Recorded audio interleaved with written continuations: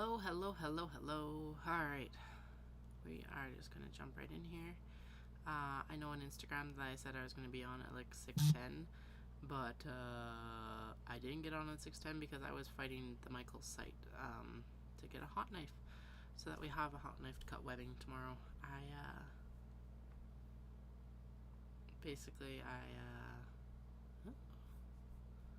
getting some good suggestions on my YouTube suggestion page right now. Anyway, totally getting distracted. What was I talking about? I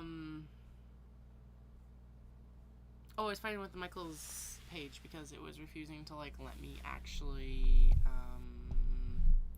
check out. I'm like, I want to pay you money because we need a hot knife to cut webbing, and it was like, nope.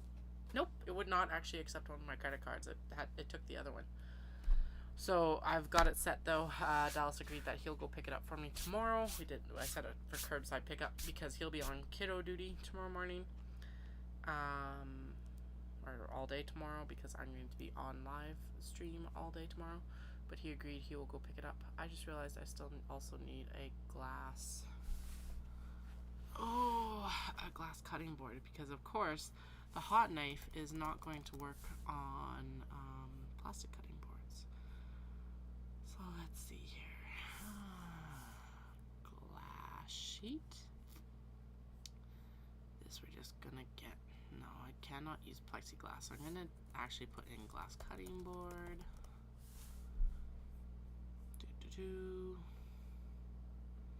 I swear, I tried to go find glass cutting boards today in Cochrane, like Winners and Walmart sort of places. I would have thought that Walmart would have had one, but no.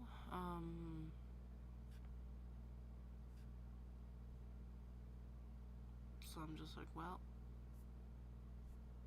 SOL, I guess. I will be ordering from Amazon. Okay, I just don't know what one. Anyway, this is part of actually what I do for work, so you get to come along with me. I could get the large glass cutting board with butterflies. There's 14 different sizes. Let's see. I could get one of the lighter ones. That is not a cutting board. That is a canister. Those are knives. Those are bowls. Kettle. Glass prep board small. That's pretty. It's more expensive than the larger one.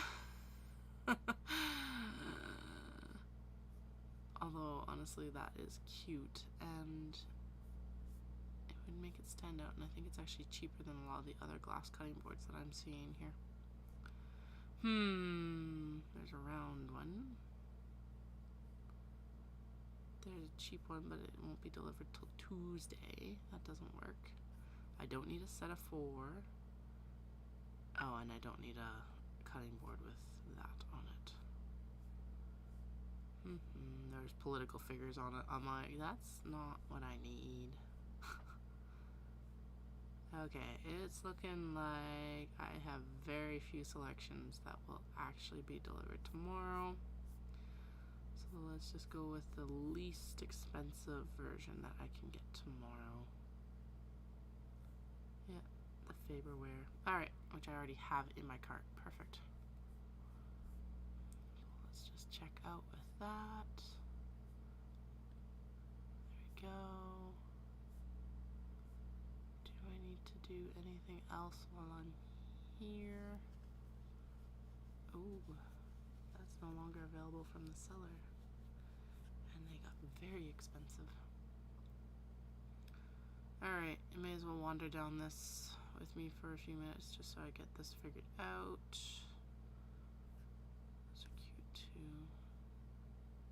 Realistically, I can make another order next week. So let's just do the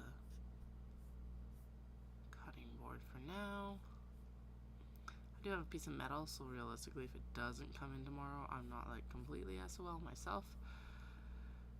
But it's one of those situations where it's probably better to have what's suggested. Okay. Let's see if this works with the card. Michaels was giving me a hassle about. Yeah, that's fine. Okay. It's supposed to be delivered tomorrow. Perfect. Alright. now I can get back into streaming. So last night we left off with I did not have enough beige linings cut for bags, and we did the actual we were doing counts for pockets, and we got that finished. So the first thing we're going to do is we're going to cut linings for, we need to do 3 more cuts of linings for the interior. This is obviously a chatty stream. So, oh yeah, and Dallas texted me. I should check what that actually is. Do.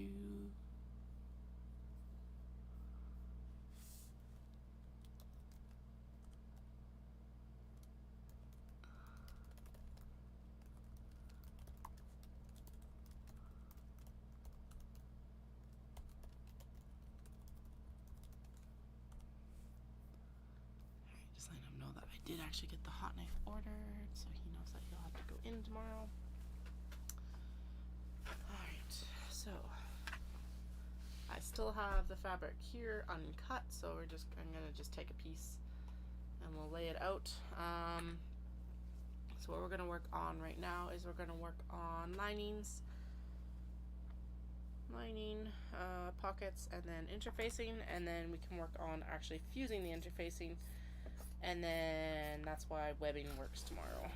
Because realistically, I still have a lot of stuff to do tomorrow. I can work on large box bags because I'm kind of ignoring them right now. I can sew triangle pouches. I could sew, like, you know, there's a ton of stuff we could work on. So I'm not too worried about the fact that I won't have the hot knife for the webbing in the morning. It's like a small inconvenience, not a major inconvenience. That cut was too small. Like, actually far too small by 1/2 inch, and that is quite a big difference on this pattern. So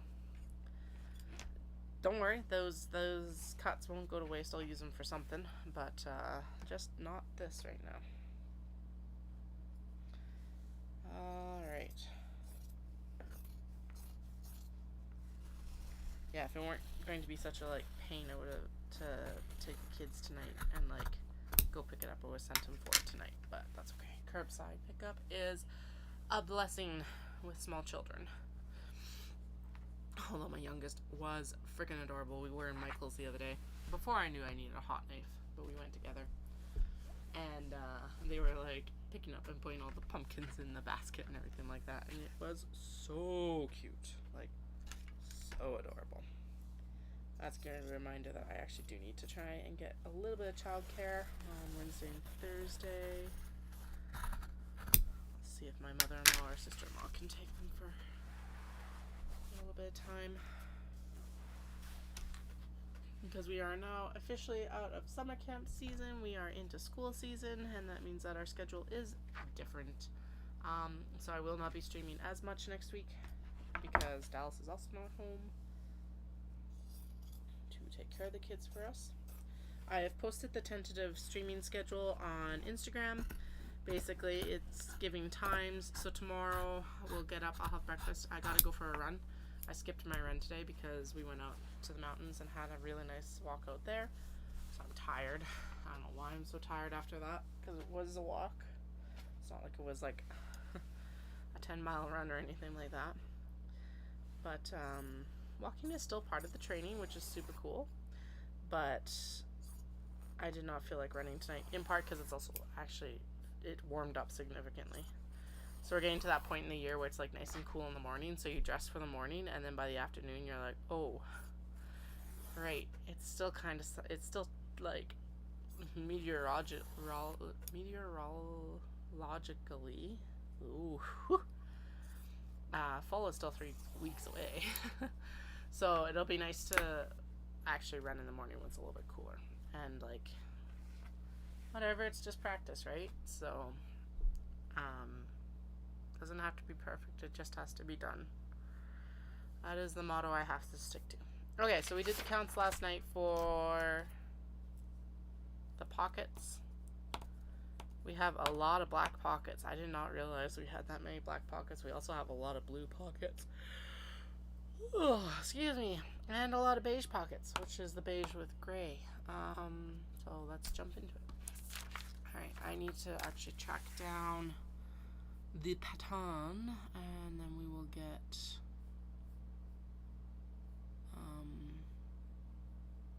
sorry, there is a lot of oh well.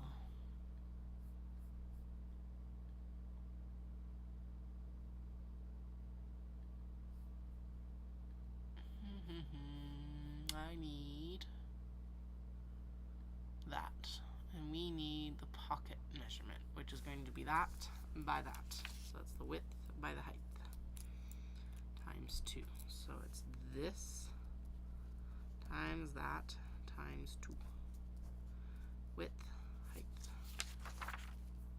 Okay, so I think it works out that I could get, oh, excuse me, I promise I stuffed some caffeine down my gullet before I came on stream.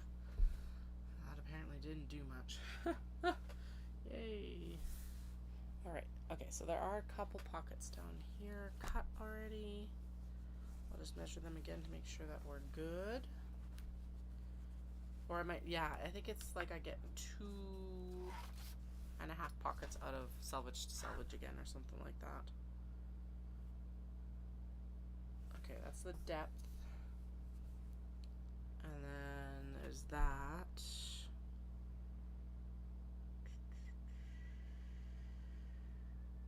Right, okay, so I cut it by the height, and then we cut the width. Because I'm pretty sure if I take that out of there,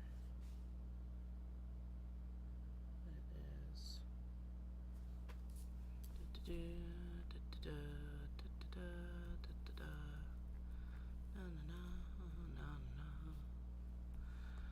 oh, that's close.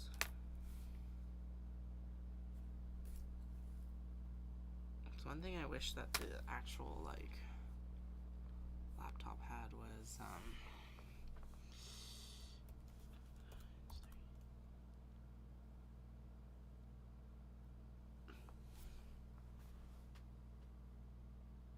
oh yeah, that's how tight it is. It's literally, once you cut the selvage off, it is exact. I can get 3 pocket cuts out of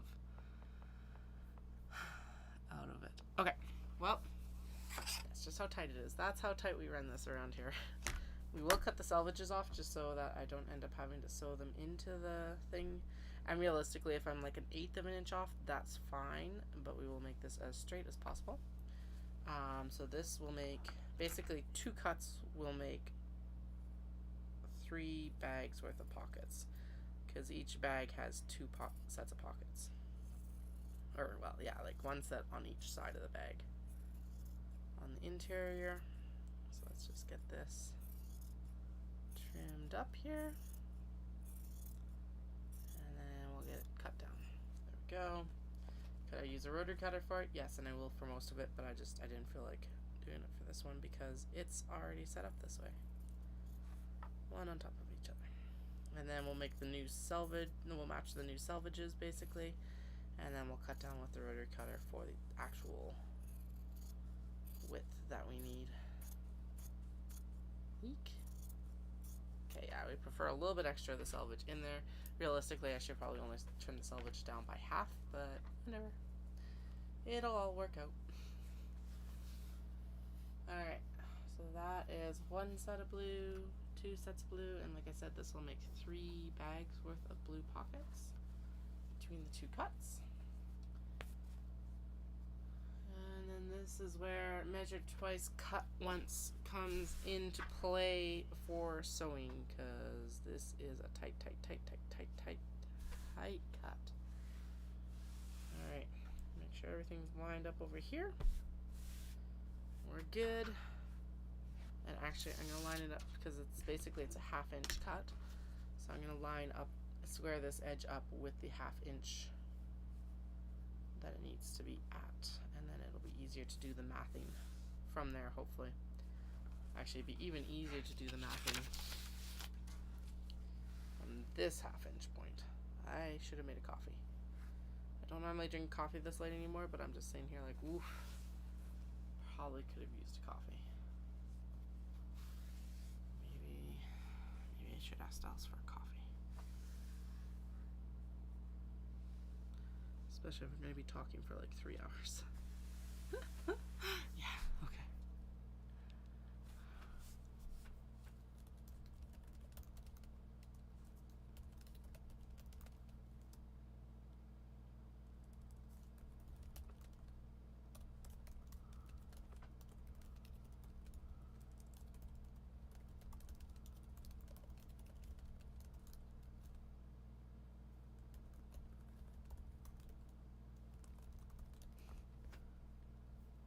Alright. Request sent. We'll see what happens. He will. It's just whether he sees it right away or not, basically. Okay. So we need to go from there to there, plus 10. So we need to cut it here. That is the correct width of the thing. And then yes, that is the correct. That is almost the correct. There. Okay, let's see. It's not quite right. Because this one is not cut, there's like a wrinkle. That's probably what the difference is. Wrinkles, be gone. Okay, let's see if that helped. This is why I need to actually like iron the black before I cut it, because otherwise, because this is such a tight cut, I don't think we'll get 3 bags out of the black anymore because it's likely shrunk in the wash. I don't know. We'll find out, I guess, in a minute. Okay, that looks better. That's actually put it, I think, where it needs to be. Okay, so there to here plus that. Here to there. I think we're good. Okay. It's probably as close as this cut's going to be anyway. So there to here, and it needs to be cut here like that. Line up the 1/2 inch marks. And then moment of truth, because the bottom ones are the right width. Yes. Okay, cool. That is going to work. Yeah. Sweet. Okay, now, whew, the less harrowing part is we can just lay this one over top and trim it instead of having to do all that lining up with the mat. But it's always nice once you have the first cut kind of finished up. Alright.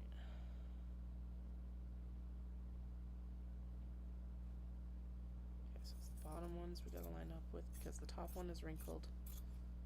So it's just a tight cut. And then there we go. Alright. So there is 3 bags worth of blue pockets.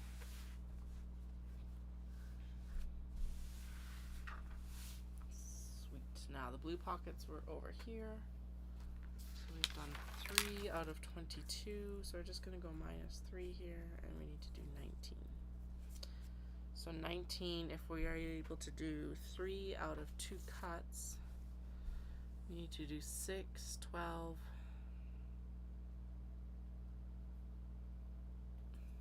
Thank you.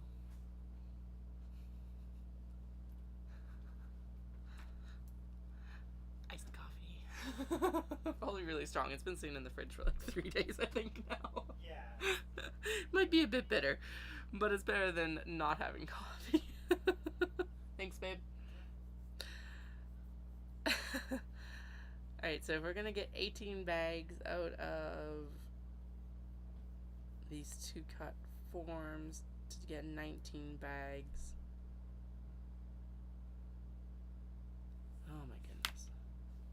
6? 6 cuts, but 12 cuts. So I think 13 cuts should do 19 bags.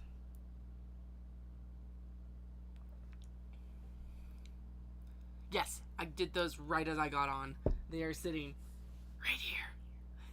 I have all the lining fabric done. I know, right? Sorry, I'm going to turn my phone down because I can hear myself out of it. Yeah, we're on to pockets and we're on to the interfacing for the Kato.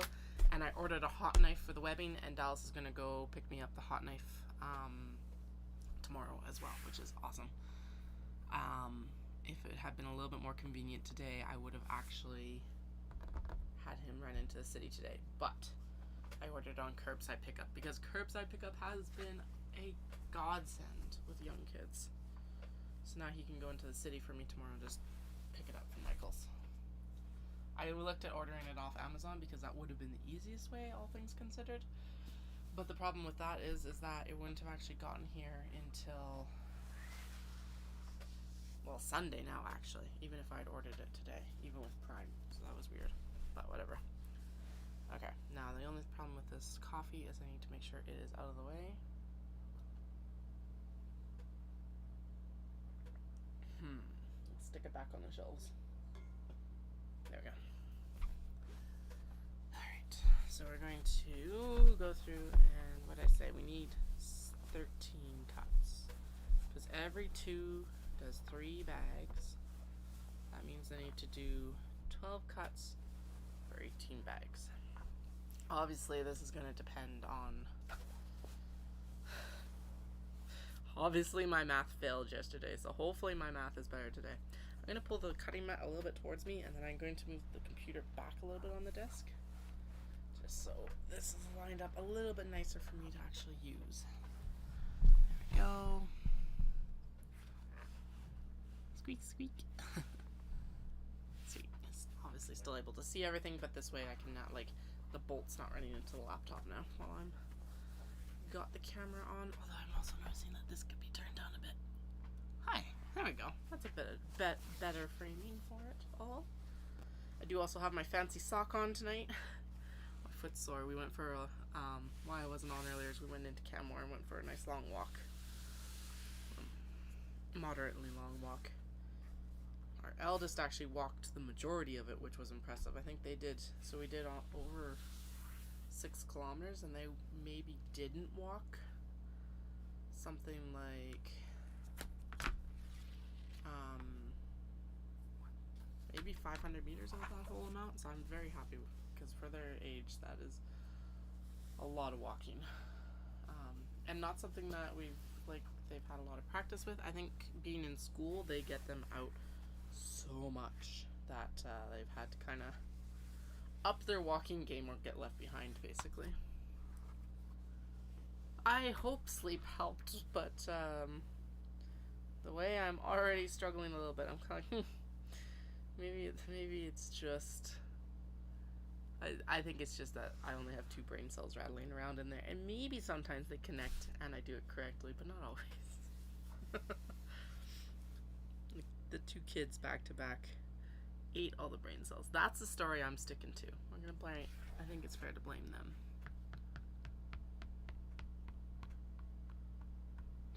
Okay, that's what I thought. So there is. Yeah, there's the lineup mark. Sweet. I'm also on earlier too, which is probably gonna help versus being on at like 10:30 and trying to do math. I'll still probably be on later again tonight as well, but it won't be a math-based program. It'll still be counts, but it'll be like how many pieces interfacing do I need to cut sort of counts. And one of the things we do need to do before we do interfacing, or as we do interfacing, is I need to do the cut downs of the large box bag cuts to the Kato cuts instead. Alright, so there's 3 bags. This will be 4, 5 and a half, or 4 and a half, 4 and a half.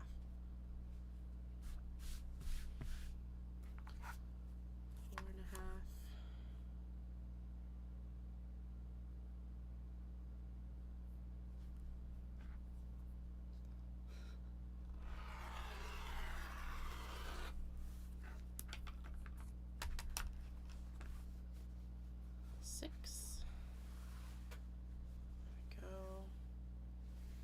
It's nice though once it's actually sorted out that it's just like you can just tick along. That is probably the best part of this bag because it is such rectangular cuts. The other thing I did add is that I did actually add a playlist of the videos I've chatted about in the stream the last few days. I'll just start linking that every time I post a video, because then if I talk about a video in the stream, what I can do is I can just go back and like through my history and actually add it to the playlist.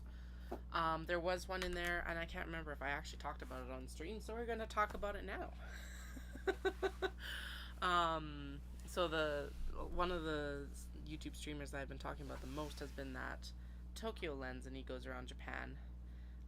It sounds like he's dual citizenship. It sounds like he's Canadian, but Japanese Canadian.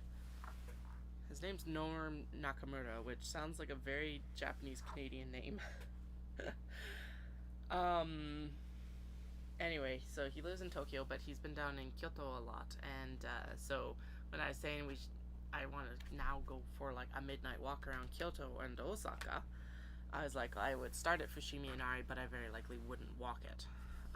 But that is one of the videos that I put in the playlist, is him walking Fushimi Inari at dark, and now I really want to go walk it. So we'll do that once the kids are older.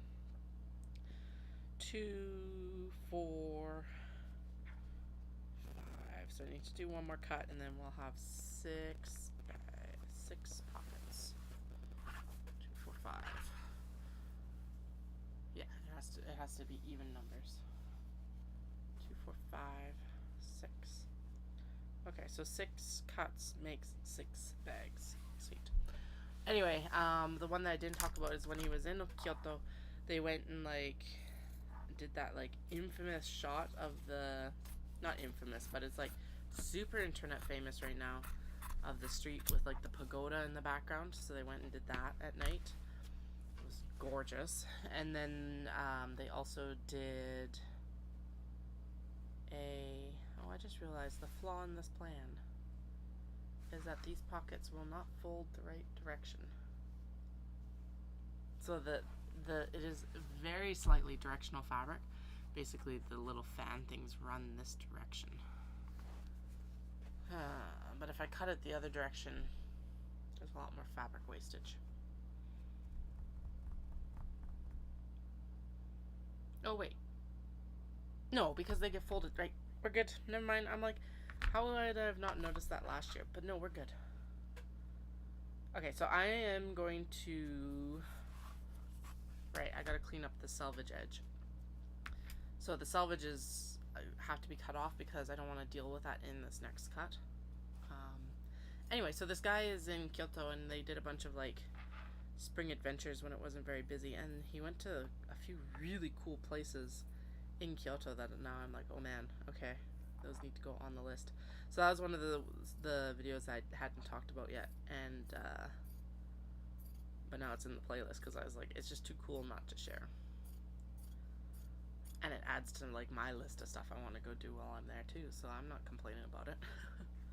I asked Alice what we actually really want to do with the kids today when we go next time. And he was like, well, realistically, we're just going to go and they're going to come along with us to whatever we do. I'm like, okay, that makes sense. There's a couple things I'd really want to go do with them, because there's the aquarium in Osaka with the whale sharks that are always so cool. It's a Pacific Rim aquarium, so you like go around and you basically spiral down through these different layers of the Pacific Rim. So they have like Monterey Bay, they have capybara because of South America, all of that. And then you come out and you like emerge on this huge tank in the middle that's like full of various marine species, and one of them being, as they tell it, that they're rescue whale sharks that they're rehabilitating and will be released back into the wild once they've like studied them and rehabilitated them. So that's really cool. And it's actually my favorite aquarium I've ever been to. So there's that, and then there's a train museum, which I've never done, but I think would be fun. And then, I don't know, we're definitely going to go for fabric, but maybe we'll end up going and doing some other stuff. It also depends if my friend has had a baby. I know that she's talked about that being on the horizon, but she needs to finish some schooling first, so it'll all depend. There's also some amazingly cool playgrounds around like Osaka Joe and stuff like that, which is Osaka Castle. And I think, like, I've seen photos of it and I want to play on it, so I have a feeling the kids will absolutely love it. Alright, so I'm not fully cutting down these selvages. I fully cut them down on the other one, but here's the thing, is that the seam allowance will take up the rest of what I'm not cutting off of the selvage on this, so I'm going to give myself just a little bit of wiggle room on these pockets. Like 1/8 of an inch for the cut. Just because. And actually all of these little offcuts like this can go to my friend, so we'll shimmy them over there. But yeah, it would have been my first day in Japan for my exchange 14 years ago. Actually, it would have been like, what is it? It's 9:50 a.m. there. So I would have been starting my second day there. We had orientation. Just insane to think about.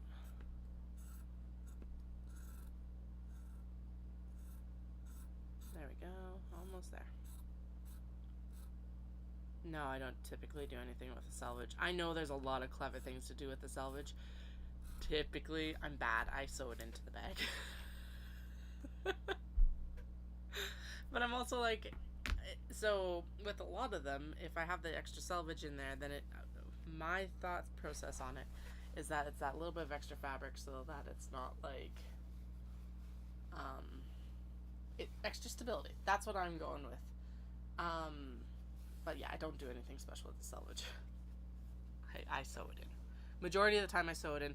The only reason I'm cutting it down here is because these cuts are so tight for getting the 3 cuts out of it that I don't want to count the full selvage into the equation and then have one bag where you can see part of the selvage in the pocket. That's basically it. If I could get away with making sure that it's completely sewn into the seam, I wouldn't even trim this selvage down. Confessions.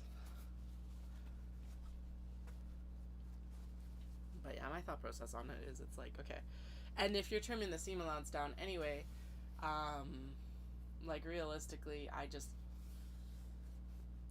don't have to worry about trimming it down before. I trim it down during like if I have to cut off excess interfacing and stuff like that, because I'm not typically very picky about the interfacing being exact unless it's the fusible interfacing. And the only reason I'm more careful with the fusible is because I don't want it getting stuck to the steam plate of my steam press, basically. So even then, I just cover it with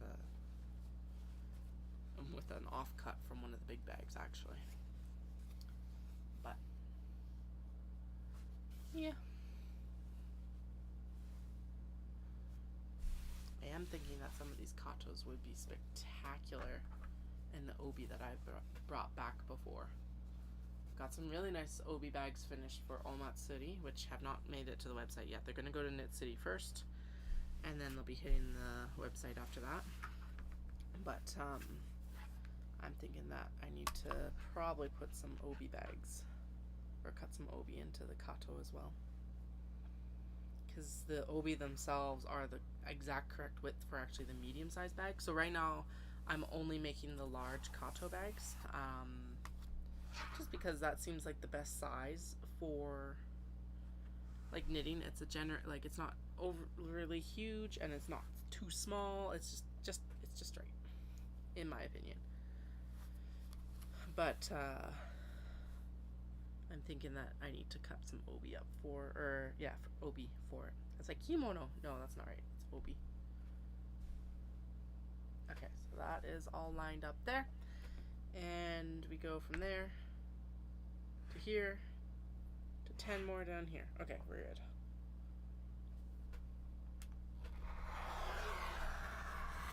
Yeah, and then I realized, I'm like, wait, no. So I was saying that this is a directional print, and that's why this works out so well. So this, I don't know if that's going to show up on the actual phone. Oh yeah, look at that.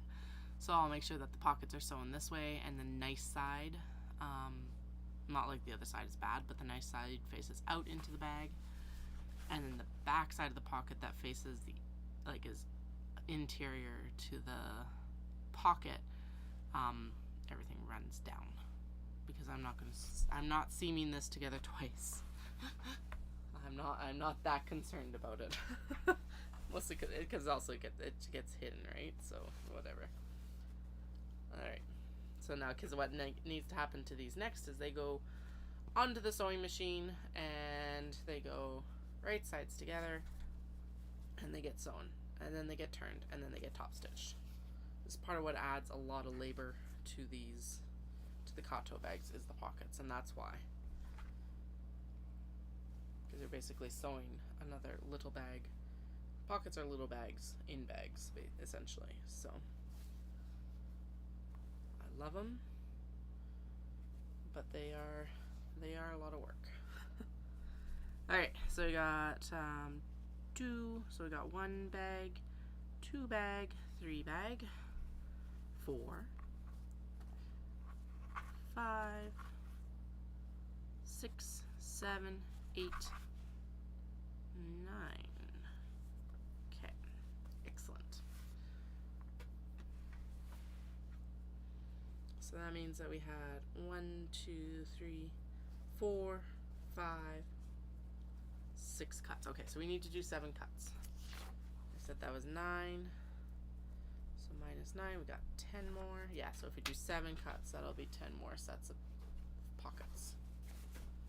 Sweet. Alright, we are, I think, going to be very close to the end of this bolt as well. Huh. Well, I guess this is, last year was the year of using up the Japanese fabric. This year's the year of using up the lining fabrics. Holy, that's good. Terrifying, but good.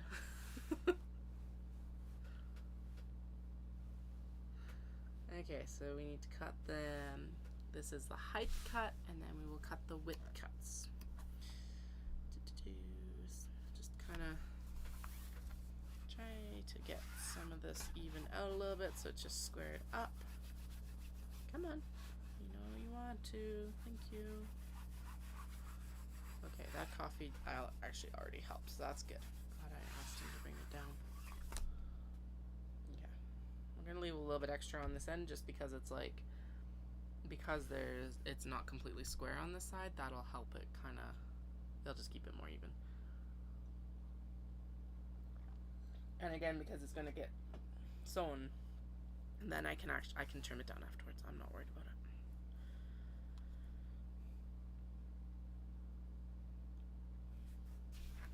That's why I have so many scraps. Okay, that's what I want to line up to.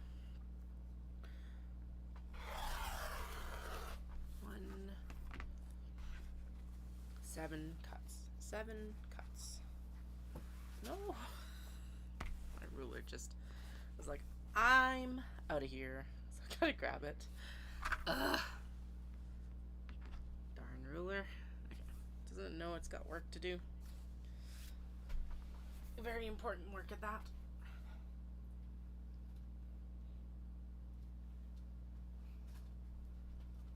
Alright. There we go. Scoot over. And then 1, 2. There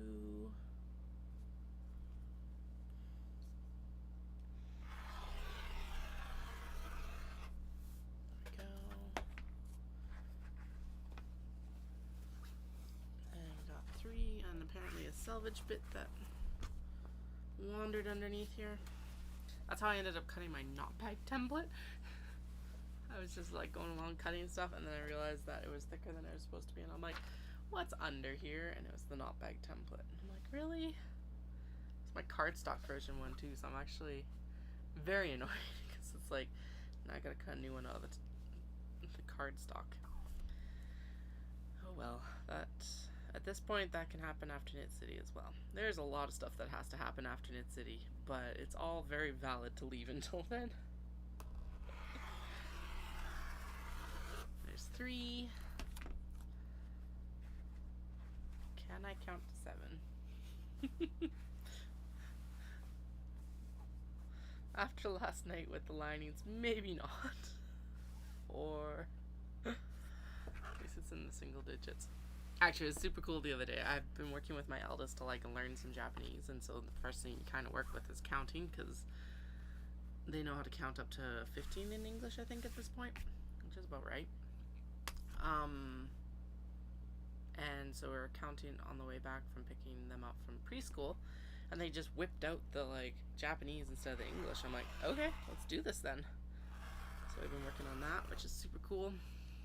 The language school has moved from doing kindergarten classes to doing just starting them in grade 1, which is kind of annoying. I would like it if they could start a little bit earlier, but realistically it's also like I can do a lot of the basics at home here in the next little bit. So they start the heritage Japanese. So if they were Japanese speakers, we could start them in kindergarten, which is super cool. But if they're non-Japanese speakers, then they don't start till grade 1, which is still better than nothing. I'm just glad they even have the opportunity to do it, because where we used to live, like, we didn't have a lot of language opportunities at all. So the fact that Calgary even has a Japanese language school sometimes is impressive. Alright. This is 5. So just 2 more cuts, and that was just a little bit of excess there. Just keeping it a bit better squared up. But I was telling Dallas, I'm like, I'm sure in a few years they're going to actually be lapping me. Like, as soon as they start learning it, they'll just rocket right past me in language skills, even though I've been studying Japanese for well over a decade now. It's just one of those languages that, like, it's true though of any language, like, you need to be immersed in using it regularly to keep it maintained. I was quite pleased when I went back in November, because I had taken some about 3 years of Japanese between the trips, and because I was by myself, I wasn't speaking in English to anyone. I was actually far more immersed and in some ways more fluent in it, or at least not as hesitant about the use of it, I guess. So that was good. It actually was a major confidence boost, because I was actually being able to use it quite a bit without switching either. Obviously mostly thinking in English, but that's okay. That's something that I don't know if you can get unless you're like very fluent in the language. Alright, let's get these selvages trimmed.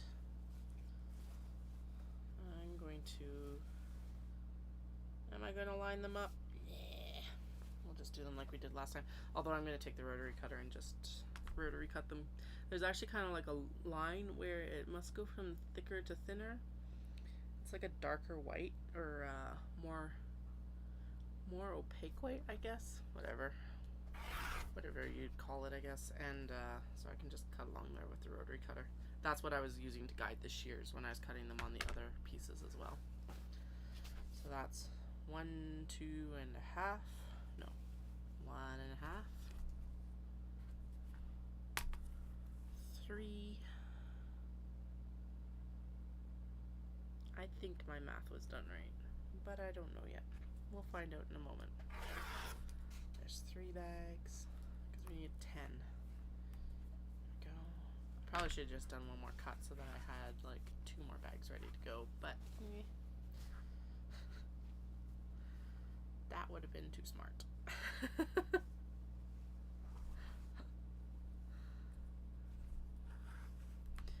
For anyone who's joining the stream, feel free to chat away in the live chat. I'm happy to answer questions. Andrea may or may not be tired of asking me questions to keep the conversation going.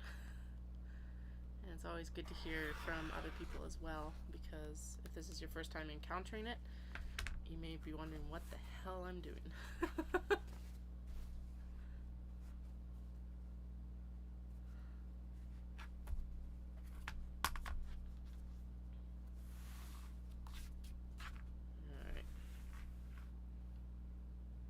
Let's get, oh yeah, there we go. It's like, So I'm only cutting like a 1/4 inch of the selvage off.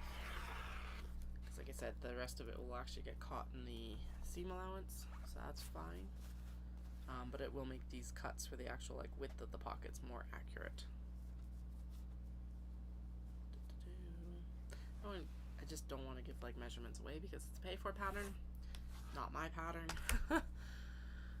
And it's kind of like giving away the secret sauce for a knitting pattern. It's not cool. So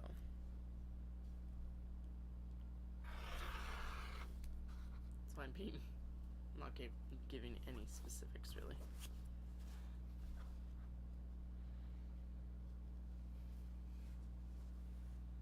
There we go. This is why when I do the prototyping, it's also like testing how long it takes from start to finish to make something. Now obviously there's some like benefits and drawbacks to batch production like this. Mostly benefits, to be honest, but the drawbacks being that you're just going through and doing the same thing however many times you need to get the bags done. So if you get bored like I do occasionally, it's like, okay, we gotta switch gears. I'm probably shooting myself in the foot by cutting everything right now. A little bit. Like, it has to be done. But it means that I will not give my body a break from sewing for the next couple weeks. Which is kind of the point. It's kind of the point of getting this all done. But that's, like, it's just like, eek. That's maybe not the best idea. But whatever. We gotta do it. It's gotta be done. And I can rest after Knit City. Dallas can drive home. And I can just chill and feed the kids snacks from the front seat, basically. That's what the passenger's job is. Alright, so that should be all the blue pockets. Now we'll see if I can count to 10. If that's something I can do tonight is questionable. But this is what my weekend's going to consist of. Tomorrow is going to be literally, I will get up, have breakfast with the family, and then I'm going to come downstairs, or no, I'm going to go for a run. I have to catch up on my run, do my training run tomorrow morning when it's cooler. And then I will be online pretty much all day. I will not be talking all day. That is too much talking. So for the first while, as I'm doing whatever, I don't know what I'm going to start with. It's going to kind of depend on what I finish tonight. I'll be like ASMR, probably sewing zippers into the large box bags because that needs to be finished so that I can also get to boxing the box bags. And then tomorrow night I'll come back and it'll be a chatty stream just to kind of break it up. But then that gives me time, or that gives me the ability to kind of build up some stories for the daytime. And it also gives me the chance to try out the cozy mysteries that Andrea suggested. So I found some of them at least on Scribd. I haven't looked at Libby yet. Usually I do look at the library site first, but I was looking on my laptop instead of on my phone last night. So I'll go in and I will log into Libby tonight and see what I can get through the library as well. So typically when I'm sewing and not doing these chatty streams, I listen to audiobooks non-stop. The problem is that I've been starting to run out of audiobooks that aren't just smut, and I'm not in a smut mood because I burnt myself out on it earlier this summer. So if you have suggestions for audiobooks, I appreciate it. You can throw them in the chat here, you can DM them to me on Instagram, whatever's easiest for you. If you're looking for the Instagram, it's also Atelier Nikuzuki on Instagram. I'm Atelier Nikuzuki on all social media at this point, so it works well. Okay, 30. Sweet. We are well set for this cut right here. That's the line we want there though, because then that's that, and then that actually puts it exactly where it needs to be, plus a little bit actually. I will take a little bit extra, and then so, because this, we are cutting the width right now, so the width is that minus that minus that. Yeah, we're good. Alright, we're gonna cut through here, and we're gonna count to see how many we have now. Okay, 1, 2,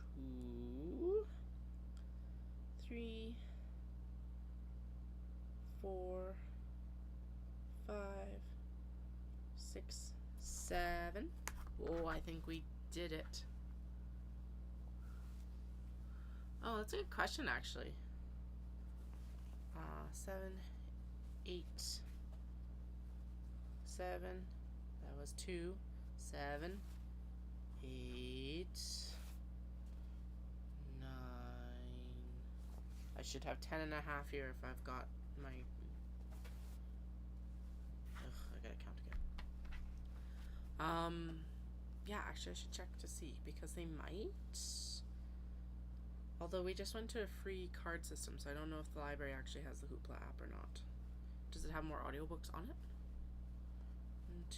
1, 2, 3, 4. I do apologize to any of my knitters. There will be a lot of counting tonight just to make sure that I've got all my cuts right. 5, 6, 7, 8, 9, and 10. We did it. Okay, so there's all the blue pockets done. Yeah, Hoopla is one of the ones that I've heard of, but I've never actually used it yet. I've always used Libby for the library because that's what I think kind of popped up. And it was, again, another godsend during the pandemic, of course, because, well, and even before that, because I could use it for ebooks, and I didn't have to think about returning the books to the library, which was, like, revolutionary.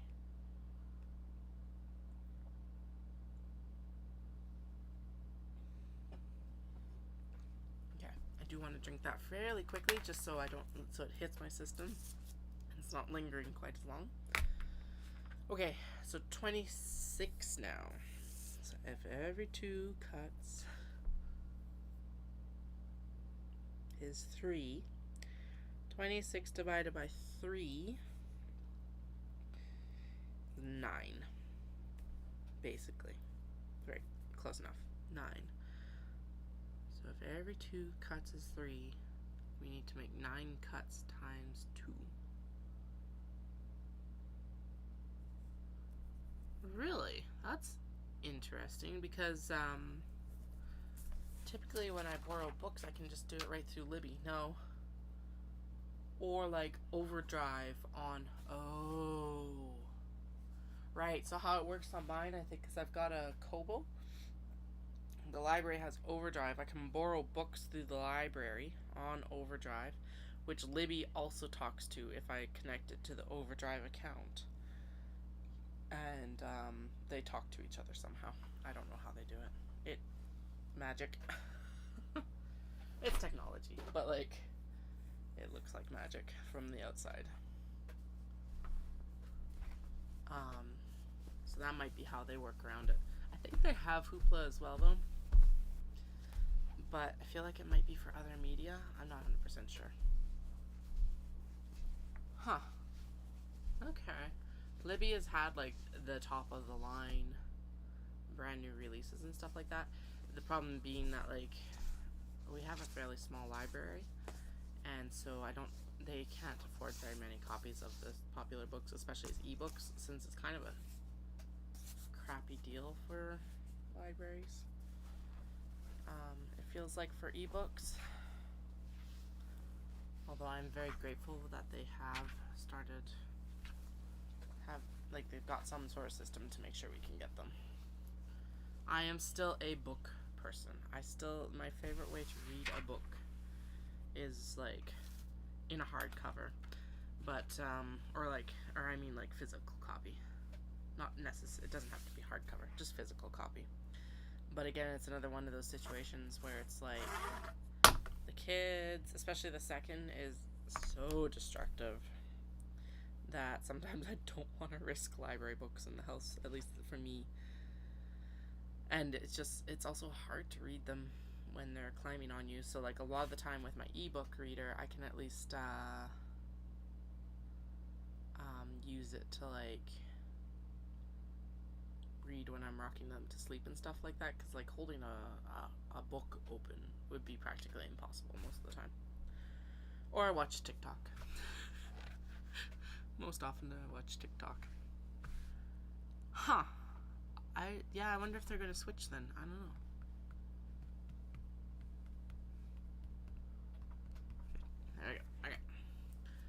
this one we need to do 18 cuts. Yeah. Okay, there we go. Line it up down here, like that. 30, 30, and go.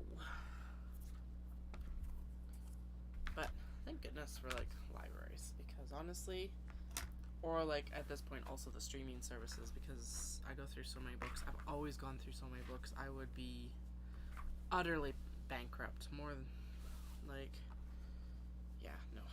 Especially as a kid. So I remember when we started at the new library in the town that we moved to, and you could only like take out so many books for like a 3-month or 3-week period, so that they could, I don't know, determine that you're trustworthy, I guess. It was a weird system. Anyway, but then after that you could take out like 21 books at a time for 3 weeks. And so I was really into Encyclopedia Brown at that point. I was 10. And the Encyclopedia Brown books are not very large, and it's not like you were able to go into the library very often. Where we were is a half-hour drive from our house. Blah blah blah. So you stocked up on books when you went. And the librarian was always like super shocked that I was able to read through these books. I'm just like, what? Like, I was homeschooled. What else was I going to be spending my time on? In some ways, because we lived on an acreage out of town and didn't have any friends at that point. So what do? You read. Play video games. Reading was the big one right at that time.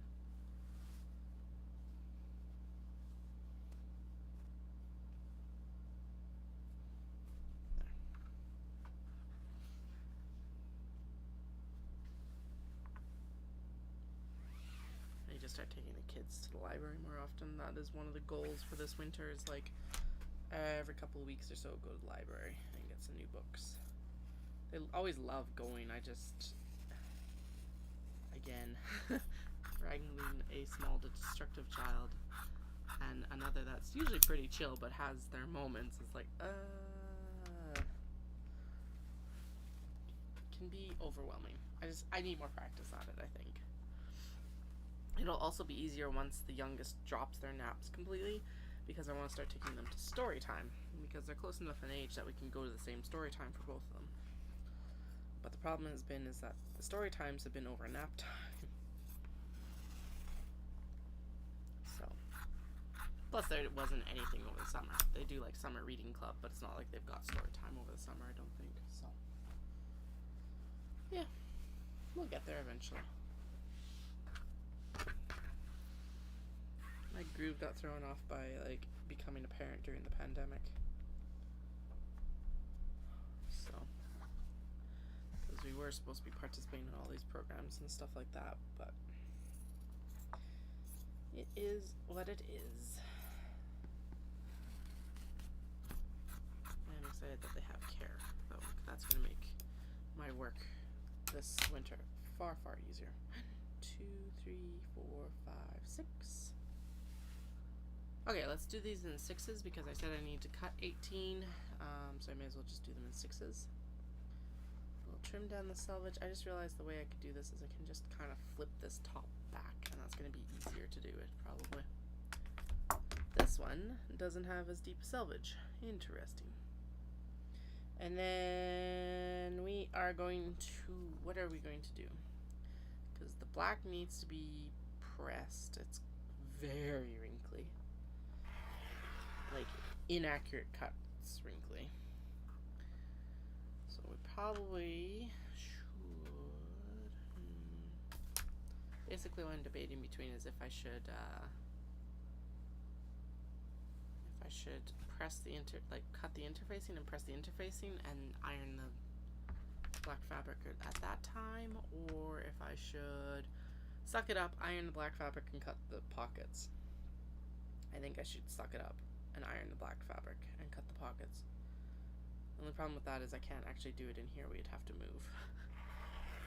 And I actually broke my gooseneck tripod or clamp setting up the other day, so I don't know how this will work with the two cams. We might have to just turn one off. Yeah, they honestly, I think the libraries are even like cooler and way better than when I was a kid. Like their programming now is like it's always been really good, but I think it's gotten even better recently. And like ours has a really cool. I don't know how many libraries does this, but they've got like lending libraries for like tools and like life jackets for kids, which I think is super cool because we've got Ghost Lake fairly close to us. They've got a maker space, so you can like I don't know if you can borrow it, but they've got like a Cricut cutter. I think you can take it out and use it. They've also got a 3D printer, which I think they might charge you for the filament. That would make sense, right? Like because even with the Cricut, you have to supply your craft supplies. They don't have craft supplies to lend out, but then you don't have to invest in the like equipment, or you could test it out before you commit to buying the equipment, which I think is the best way to do it, to be honest. Yeah, so it's just like I think that they've updated and evolved, like some of libraries have. Not all libraries have, but they've got some really great options now. They actually did a tour with the preschool that my eldest is at this year, and it was really cool seeing what was available. It actually got some parents to sign up that had never signed up before. We were already signed up, but it's still cool to go in the back of the library and like see how it runs day to day. Love it. I used to volunteer with their library when I was a kid, and it's still one of my favorite things I did. Consider doing it here, but I'm just like I can't make the time right now, and that's fine. Pretty sure they've got lots of volunteers as well, so that looked like a bug, but it was actually a piece of canvas. Alright. And yeah, I would really like to, like, my youngest really likes to sit down with their books and read their books. They're not there yet, but they'll, like, flip through them and stuff like that. They actually, like, and they just do it, like, by choice. And my eldest has started to pick up on that too, and they'll read through. And they'll pretend to read the book, or like make the noises that they expect that the book will sound like, basically. Then they'll get to the end of the book and they'll be like, "The end," and shut the book. It's adorable. I used to be a really big reader. I still am. Still, obviously, listening to the audiobooks has helped significantly with that, so.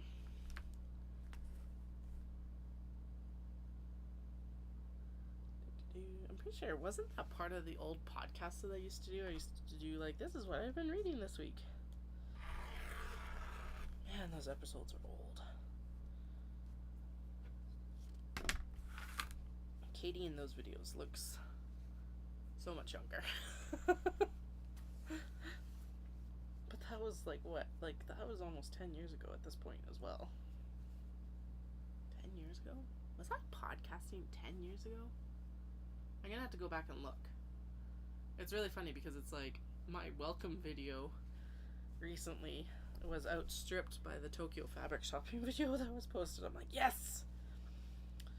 I am quite happy with that. Because it's kind of like the podcast isn't a good voice for the channel anymore. I'll probably still leave the videos up because it's like a time capsule. But actually, that's what I should put them in a playlist for like time capsule. Because I honestly think that the live streaming works better, at least right now. And then the kind of like vlog stuff that I did in Japan, I really liked doing as well. Or whatever you want to call it. I don't even know what it's called anymore. It's like half podcasting, half not. This is definitely streaming. This is easy to like pigeonhole at least. I guess it's all just maybe content creation. The content I'm creating for the channel in Japan is some of my favorite. There we go. Let's go with that. Alright, so that is the right cut there. And then that means that all of that is good. As long as it passes that line or is damn close, we're good. They all pass that line.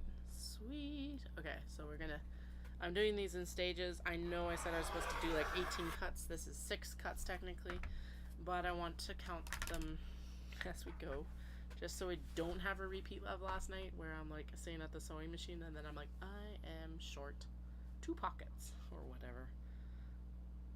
It was 12 lining pieces last night. I do still need to actually cut the selvages of those ones though. I just realized that. Oh well, it'll be pretty obvious when I go to sew them that I need to cut the selvages. Oh man. Okay. Lay these out.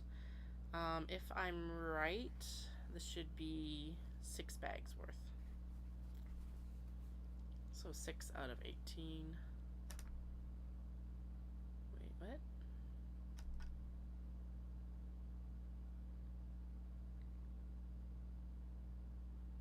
Okay, whatever. Oh, that's 9 times 2. That I need to do 9 cuts to. Okay. 18 cuts. Yeah, there we go. Because it's 26 bags. Whatever. 1, 2, 3, 4, 5, 6, 7, 8, 9. Okay, yeah. So each 6 cuts makes 9. Okay.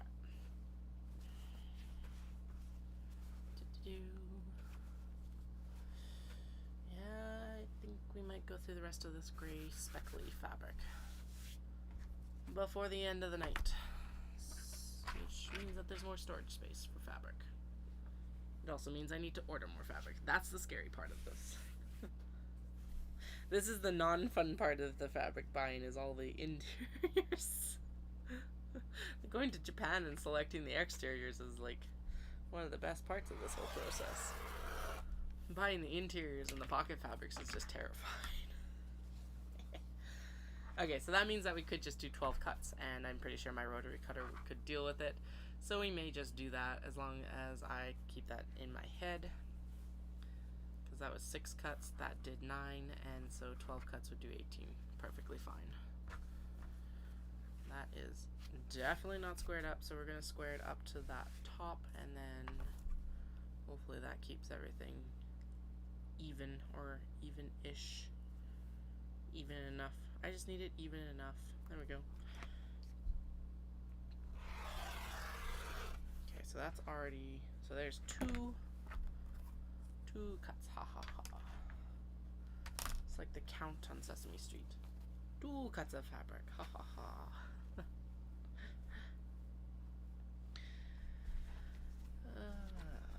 Oh no, my foot's itchy. Thankfully not my socked foot.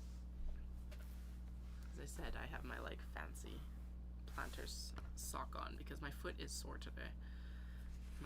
It must be because we like beat it up yesterday in the massage and needling the calf as well. The calf is very sore today, and I think that's it. I'm still sore where he like massaged the actual calf. Oh well. Better than having a sore foot. I don't really notice the calf unless like it brushes against something. Oh, that's super cool. I like that. They've got a really favorite one. So our eldest has a book that we got before we ever knew we were pregnant, before we were even like committed to trying for kids, all of that. But I saw it and I'm like, we have to get this book. It's called Tumford the Terrible. And I basically have that book, well, I've got it like 80% memorized. I haven't read it in a while, so I should see if I still have retained it. I'm pretty sure if we started reading it to them now, they would memorize it. They have one that they like that's called Super Bear. The Very Super Bear, which actually I just saw there's another one that looks like Very Super Bear Goes to the Circus, which would be a fun one as well. Anyway, Tumford is really fun. I like Tumford the Terrible. Second book in it, it's like Tumford's Rude Noises or something like that. I'm like, I'm not totally sold on that one. But I like the fact that she memorized them and read them back to you. That's A, extremely impressive, and B, just like ridiculously cool. Okay, that is not squared up to the bottom, so let's square up this bottom piece. There we go. Then we'll square up the top pieces a bit better, and then we're going to do a trim down here because they're not very well. Well, we will in a minute. Again, this is like where it's like if there's excess in this cut, that's fine because we're going to sew them. If the seam allowance has more in, because this is the fold width. So if this isn't perfectly straight, I'm not exactly gonna be super worried about it. It's fabric conservation at this point so that we can get as many bags out of this as we can. Pockets. Pockets. Alright. Get there. Zoom. 1, 2, 3, 4. I think one of the first books I ever read and read properly to myself was, I swear it was called Charlie. And it was about a dog, Dalmatian. It had an orange cover with this dog on the front of it. Now that I think of it, I don't actually know. Yeah, that would actually probably really help because, like, I think that's kind of how the eldest is going right now, in that they know there's words on the page that are being read, so that's, I think, a big step because that's the, like, visual cues of it. And now it's just, like, actually being able to read the words on site. I'm trying to build out their desks a little bit down here, so I've got, like, some workbooks and stuff like that. And then next year we'll start working on phonics. The eldest has been approved to do some speech language therapy, which is really good. They're not bad, but it's just like, it's just gonna give them that boost that I think they need. And the SLP agreed as well, so she'll be able, the SLP was like, yeah, we're gonna mark all of this pretty much mild to moderate, which is where they have to be for the funding. Not everything was necessarily there. Like, if you read the report, it's going to sound worse than it actually is, probably. Like, I would prefer it sounding worse and it being better than it actually being, like, marked better and then it turning out to be worse and, like, not getting the supports that we need. And we've already been working with an SLP for the eldest for a little bit to get, we figured that their vocab was lower than expected for their age, and even just like doing Zoom meetings and them giving us the supports has helped significantly. So we are gonna run out of gray fabric. Yeah. Okay.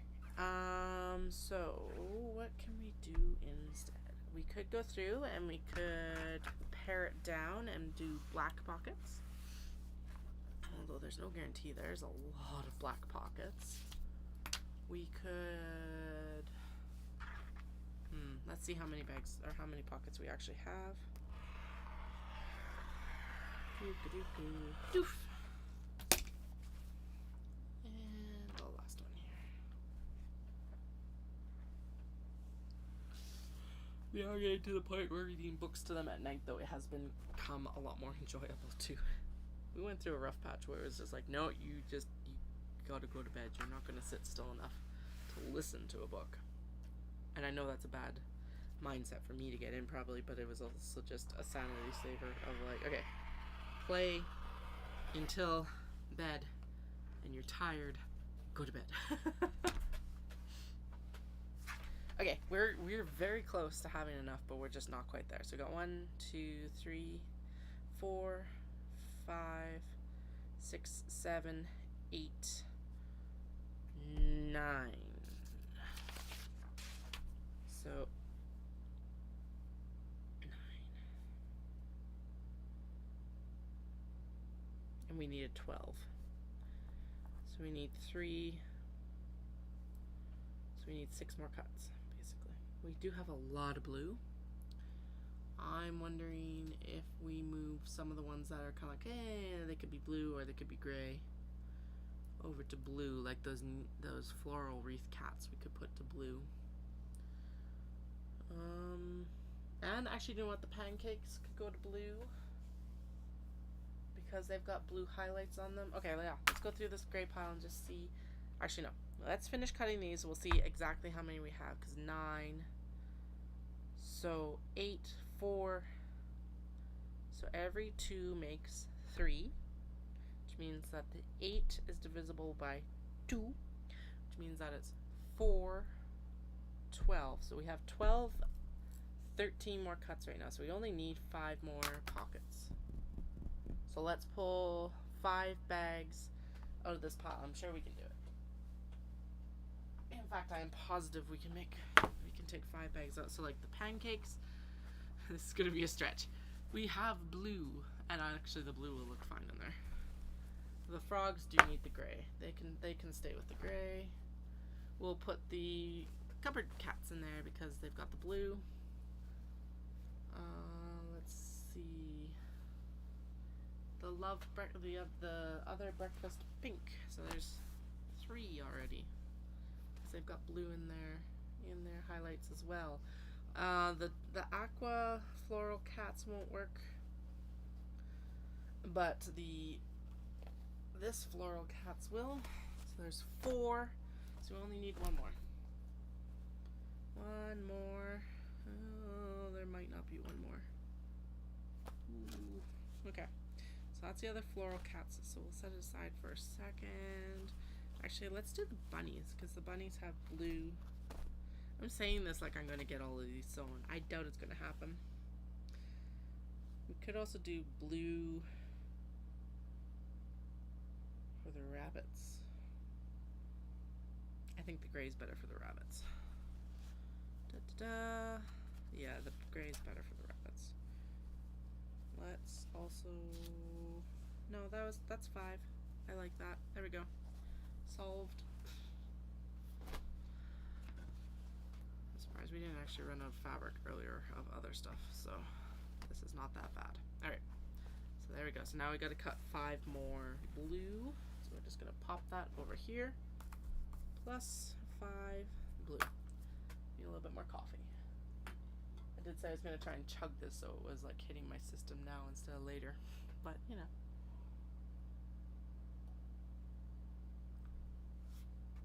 If I set it beside me, I will remember better. Behind me. Alright, let's trim down these selvages and then we will cut the bag, the pockets, and then we'll cut the blue pockets again, and then I'll suck it up and I will iron the black fabric. It's like sitting here taunting me right now. I hope there's enough black fabric. There better be enough black, because we've got 30. Yeah, there's 34 black to cut, and I'm pretty sure the fabric shrank in the wash. Because I had to wash it because otherwise it was going to run in the bags, and that's not cool either. It's something that I discovered last year because it ran while I was sewing through it. So the ones that it ran on the thread. The thread turned black because I was using white thread. So good thing I was using white thread or else I wouldn't have seen this. So all the linings that already had it installed, I was like, well, those are going in the wash. So I reinforced the seams and threw them in the wash. Because I'm just like, that would be a nightmare if the project bag actually leaked on or transferred dye onto a project. I would be devastated. So no more black fabric, at least not without washing it. It's ridiculous. Alright. Actually, if it is a smaller amount, we could piece pockets as well. It's just not something I want to do regularly. Is that actually okay? That is doing something. That is worth cutting down the selvages for. Okay. Just about there.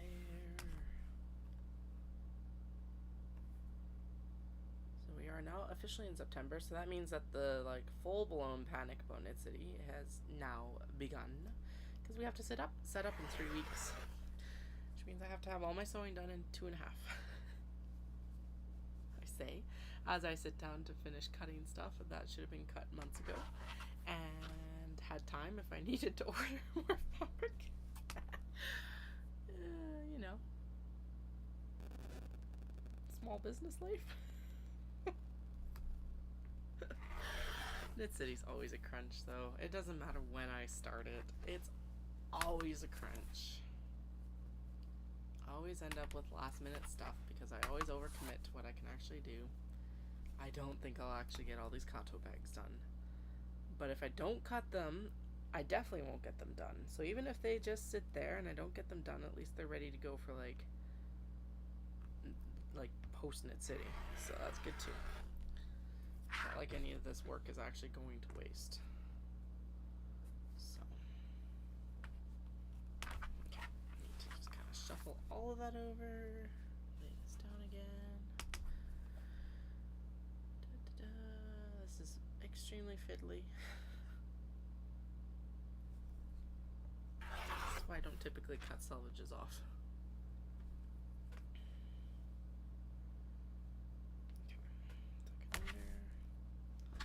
Get under. We have to be. Oh, there's the last one. I'm like, we have to be almost done. And lo and behold, we are almost done. Sweet. Alright, so there is the last of the gray selvages cut down. Hi, Cat. How are you? Yeah, did you have a good day by yourself today? Oh, you're lonely. Oh. Well, we're back here now. Do you want to cuddle up on something? You gonna sleep on the bags?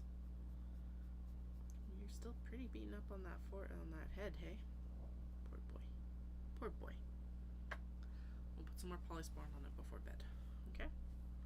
Alright. Beep beep. Move. Not on the laptop. Yes, there's some very convenient fabric piles right there. Okay. Now we'll just even up these selvages so that we can get the cuts mostly correct. The cat is probably... Yeah, he was directly in front of my face. Sorry. Oh well. Hey, leave it alone. You do not need coffee. You do not need to knock it over.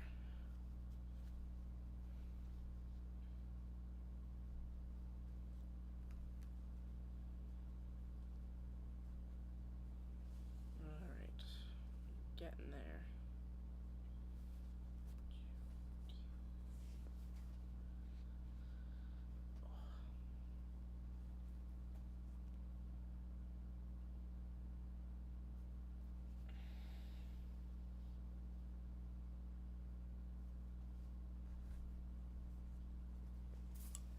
Okay, we're going to try throwing the actual black fabric under the steam press and see if it works or not. If it doesn't work, then we'll move out and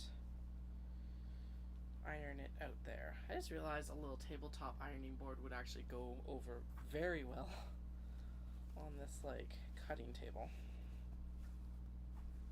But I also like my full-sized. I don't know. The full-sized is better for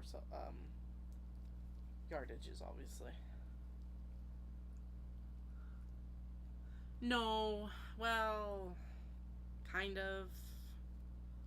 Dahlia does not. She is still scared of the kids. Like, we've had her for 8 years and she's just warmed up to Dallas, like in the last 2. So we'd had her for 6 years. I don't think, from what we can kind of tell when we adopted them, or at least what we know, they were abandoned in the apartment, her and Remy. And I don't, like, it sounded like a boyfriend-girlfriend situation, and our headcanon for it is it was like the girlfriend had Remy first, and then they got a kitten together, and then they moved and abandoned the cats. We don't have very good protections for pets, like, as renters in Alberta, or they could have just abandoned the cats, who knows. Either way, cruel, but yeah, I don't think that she had very good... So I don't think Dahlia had very good interaction with men before this point, because she didn't like any men. She was warmer with women, but still skittish, and so she does not like the kids. Flynn, they're both also just aloof cats, so I think that's part of it, is that they don't, like, obviously he comes and he likes that, like, little bit of interaction, and he demands that interaction, all of that, But unless it's really cold, he doesn't even curl up on our bed. He's usually sleeping out in like Dallas's recliner or like the couch or what have you. The only one that really did curl up with kids was Remy. And he didn't. He had just started to warm up to them as well when he actually passed. So one of my last photos of him is actually on my eldest's pillow, which is super cute. So, but he would come in and he would sit with us when we were doing like contact naps in the chair, and like he loved the kids. He especially really liked my eldest.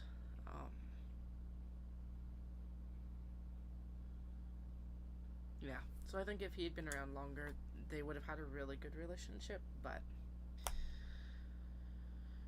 was not meant to be.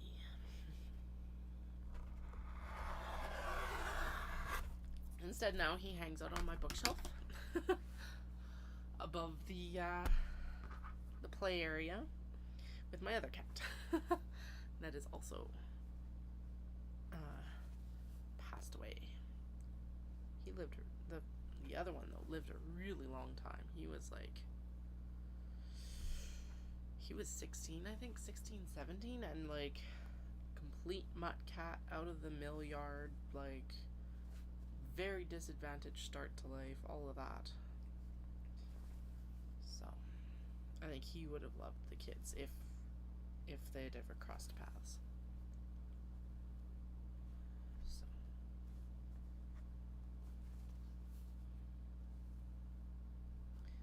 I think what we'll end up doing we can't add another cat right now, partly because I'm just like, anytime I think about adding another cat, something goes to heck.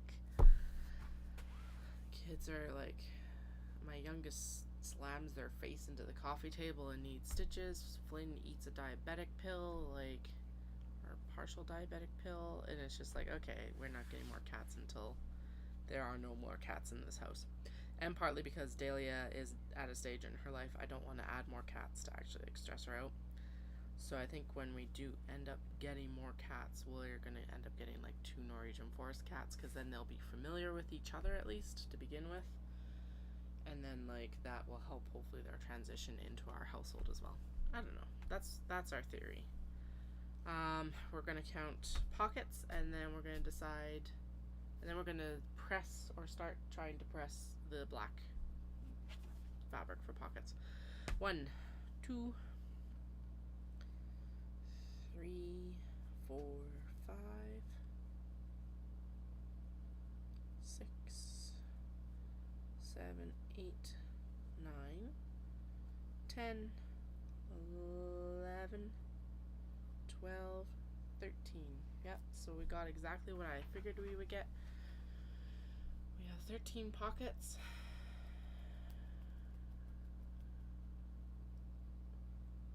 Wait.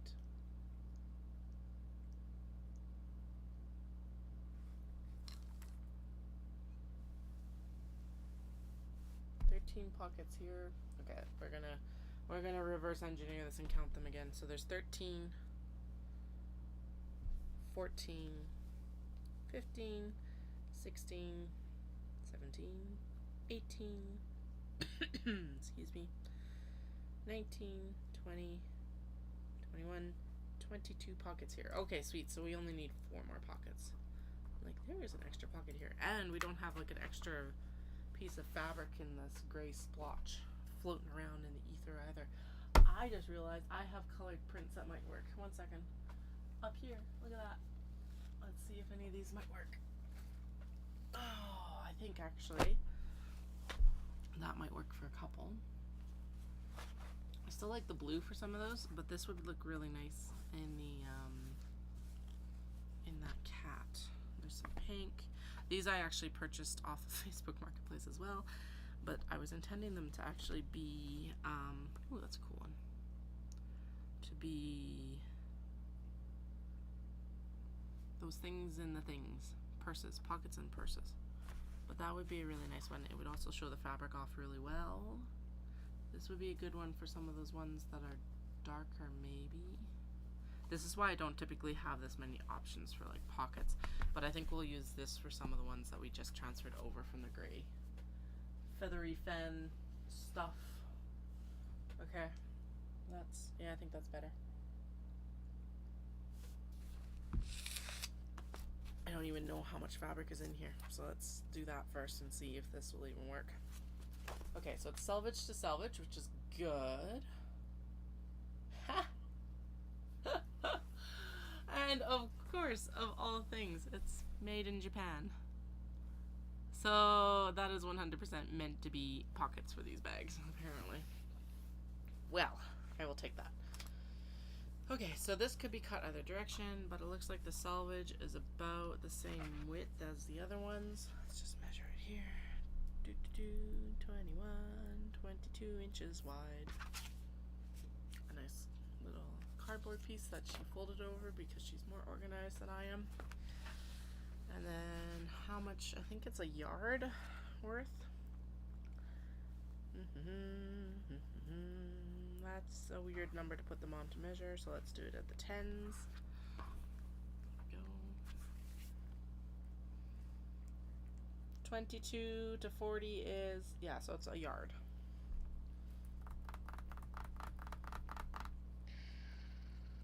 Sweet, so I can get...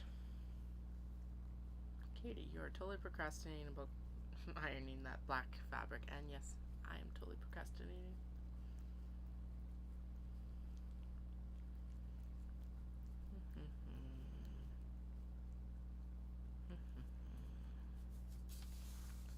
So 36 inches. So I can get 3 bags with pockets out of this cut. There we go. Which means that if I were just to cut it here, then I could end up with this nice little extra right here that then can be used in something else. Okay. So that to this. There we go. Just right there. Perfect. Meant to be, since it's from Japan. Not very often that I actually use fabrics from Japan for stuff. But then there's a nice cut for like a notions pouch or pockets in a purse, because we can pair it up. Like I can sew it here and here, like up and down, and that's what it'll become. Alright, and that actually works out amazingly well, because then I'll just put 2 into blue, and then the rest will be into in with this. That's fine. Cat, watch. Careful. It's like never. Okay. So we're gonna cut the selvage down by that 1/4 inch. Just a nice zip there. And then we'll do the same with the top piece. And I do think I need to run upstairs and have a wash and break.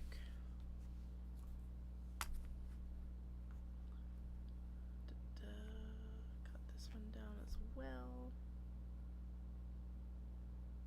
Okay, finish cutting these at least.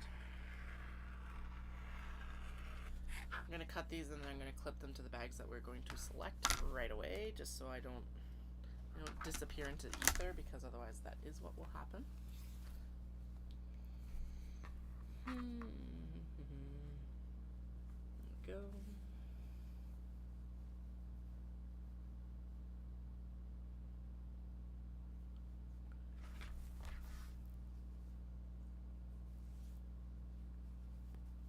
So all my suppliers are actually out in Montreal. I was just thinking about the canvas that I want to purchase. I'm thinking it almost would be worth it making a trip out just to see, like, it's all well and good buying stuff online, but to commit to like higher quantities all the time, it's like you gotta see it in person first. And I'm thinking that it might be worthwhile doing like a buying trip out to East eventually. Also got a friend in Montreal, so like I could go visit her and her kiddos, which would be good. Or wherever I would end up. I'd probably end up visiting, I think Toronto would be one of the ones as well. So Toronto and Montreal. Okay, so that is good enough. Okay, good. Matches up well enough. we're going to stretch this out here. There's a little bit of a crinkle that needs to go into that bottom fabric. That's where it felt like it came from. Make sure it's lined up here still. We're good. Okay. Measure twice, cut once, same as carpentry. And then I think the bags that this needs to go in. So 1, 2, 3. Oh yeah, good. We're good. So I think this should go in the floral wreath because that was one of the ones where I was like, the blue's not amazing, but it's not terrible. But this will be really nice in there now. Oh yeah, that just warms it up. Even though realistically you're not going to see the pockets that much, it just is a better match than blue would be. So just like that. So that's what's going to be on the interior. This is getting lined in the beige, and then this will be the beige overlay pocket as well. So that's a lot of beige, I know, but it's going to look really good. And then I think the bunnies should be the next one that gets it as well, because again, yeah, that just looks really nice all laid out together. It'll also be a nice contrast against the white lining. Get a really good contrast there. So that's the lining, that's the pockets and the bunnies. Again, one of those ones where I was like, it works, but it's not amazing. And actually, let's pull the Mew Cat one, because the Mew Cats would look really good with the beige. Come here. Yes. Yeah, so they would look really good with the beige pocket. And then what I can do is I can pull Cupboard Cats, because it's the one that I was most hesitant about going to blue. We'll pull Cupboard Cats and we'll put Cupboard Cats back into the gray pile. Like that.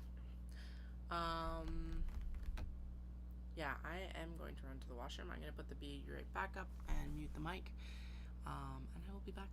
I'll be back in a little bit.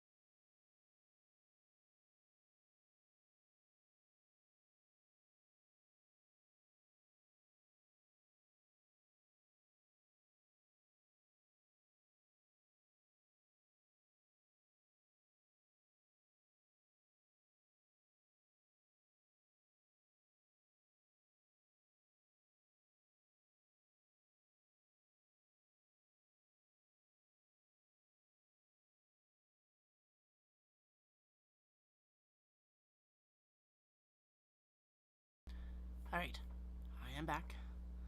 I'm going to go to intermission so that you don't get the jiggly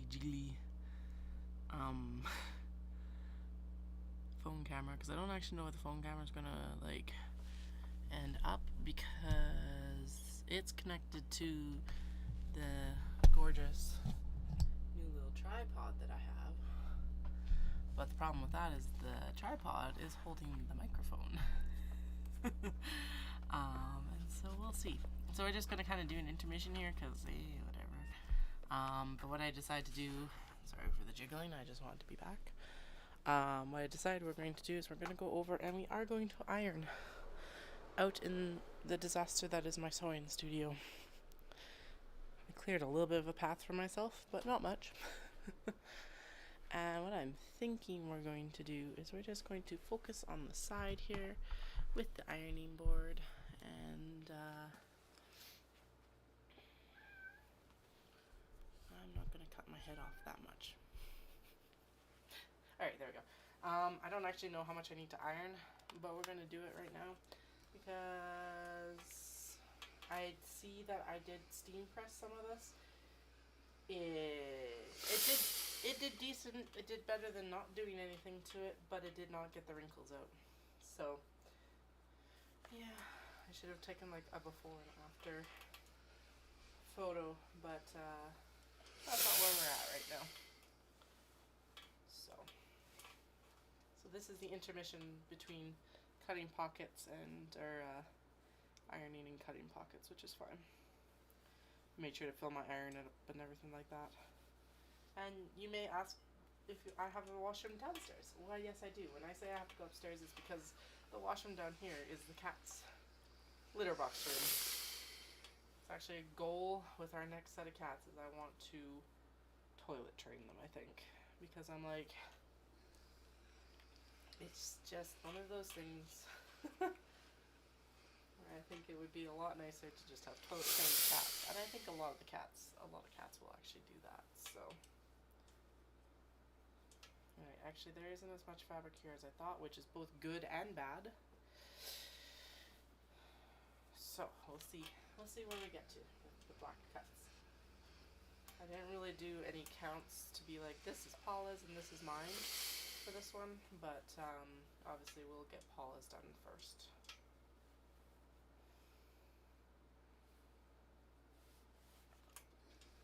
So after this, tomorrow, yeah, definitely the first thing that's going to be happening is going to be a lot of sewing. That's part of why I'm going to be doing the ASMR to begin with in this first, like at least the first stream. Because I want to be able to get the last of the zippers installed in the large box bags tomorrow, and then I think before we box them, I'm actually going to just continue right into the zippers for triangle pouches. So tonight we need to finish box cutting or pocket cuts, and then we need to do the interfacing so that I can press it on as well. That's doable. What time is it? Oh, it's only 8 o'clock. It's still early. And I just finished my coffee, and if I don't work through that, I am not going to sleep anyway. My sleep schedule. Do not copy my sleep schedule if you can avoid it. This is not recommended.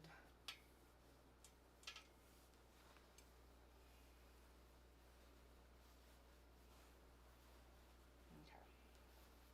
Although that coffee did help significantly, I was like, at least still tired, which is good at the same time, but I'm not like bone deep exhausted like I was when I started the stream, so that's an improvement. Alright, like I said, I don't know why, but the walk that we did today really knocked it out of me.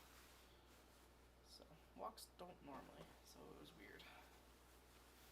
I should have napped on the way home. Our eldest, who was the one that came out with us, because they didn't, so the preschool today was like they're wrapping up, getting ready for school start next week, which is fine. Our youngest still had care, and then our eldest didn't. So our eldest came out with us, and they napped on the way home. I should have taken a page out of their book. They may be younger, but they're probably smarter. least for being able to listen to what their body needs. So, intuition there. Alright. There we go. So yeah, tomorrow morning, finish the box bag ends, and then get the triangle pouch zippers in, and also top stitched. And then we'll see where we get to from there, because honestly, once this is all cut and the interfacing is done, I can start sewing these as well. And then the miscellany that I kind of want to add afterwards is I want to add some more key fobs, hopefully. This is like, these are the daydream scenarios. I want to add some scrunchies, and I want to add some key fobs. I would also really like to add a few more notions pouches. Now the notions pouches are pretty much ready. They're like cut, and I've already got them matched up with interfacing. They're just in the cutting studio, so that is something I should just add onto the sewing table tomorrow with the triangle pouches, because that's the only way I'm going to get them done. And then for like the key fobs are pretty easy. They just need interfacing added onto them, basically, onto the fabric. They get sewn up, and then I use hardware to finish the ends of them. And I never did find, so you're able to get like 3/4 inch key fob hardware. I cannot for the life of me find 1/2 inch, so I'm gonna they're gonna be the different style with the lobster clasp again, which is fine. Just a little bit annoying, because the key fob hardware is like just such a nice, easy way to like finish off the ends of these wristlets, basically. And then they have like a key ring on them that you can use for like keys. You can attach it to the zipper pulls, whatever. The lobster clasp is a little bit more useful that way, in that like it's just super easy to clip onto the like a zipper pull or D-ring or something like that. But they are a little bit more of a pain to actually install. I should find out if there's like lobster clasp key fob hardware. I guess I could add a lobster clasp to the key fob. Well, like that would be hard for me to do. Then you could just clip it on super easy, and then you still have the option of the key fob, or make it an option, I guess. There we go, we can make it an option. I'd have to look. I think I have pliers that open up the split rings. That would be the worst part, is the split ring, and trying to get the like lobster clasp into the split ring. But that means that they would also hopefully be more accessible hand-wise as well, so people didn't struggle as much getting the split ring open. Hopefully.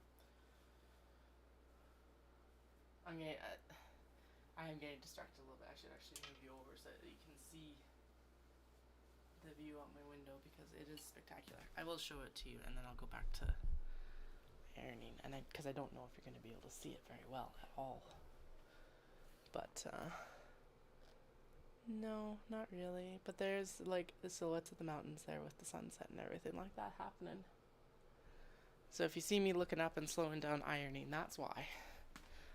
It's not very often that I'm down here, or I'm able to be down here to actually kind of watch the sunset, so.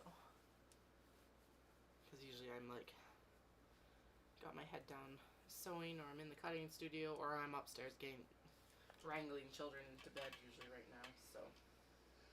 One of the all of the above keep me away from actually seeing the sunset down here. But actually, it's amazing that we're able to see it today, because we've been really smoky. Oh, sorry, I'll turn the mic so that you can hear me a bit better. Anyway, it's been really smoky from the fires. I think probably the Northwest Territories are the worst ones right now for us. Because I think the ones in BC are under control now. I hope so.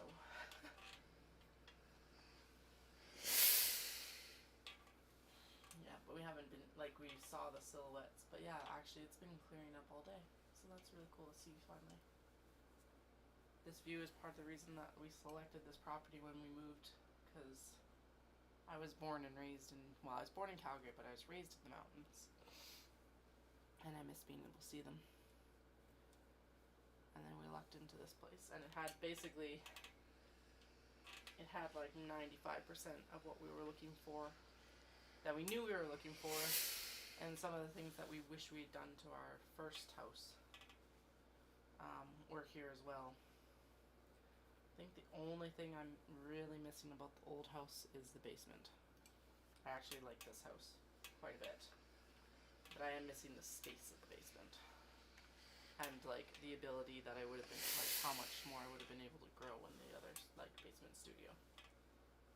But this one's forcing me to figure out ways to do it more efficiently, so you know. And this little corner nook that I'm like kind of facing into right now, I need to get better storage for, and then I'll have more space here as well. Or just clean up the shelf that's currently like a complete disaster behind me here. And that could become better storage as well. And it would I probably could get everything that's on the floor in front of me right now onto the shelves back there. Again, something to do after City. My husband likes the desks down here, but he was like, you know, it's gonna need to be tidied up. And I'm like, yeah, I know. It's, you know what I'm going to say, it's going to be after City at this point. Because this is something I have to do because I'm the one who knows the fabrics and what, like, I can't have stuff squirreled away. I already squirrel stuff away badly enough. I don't need someone else squirreling it away for me.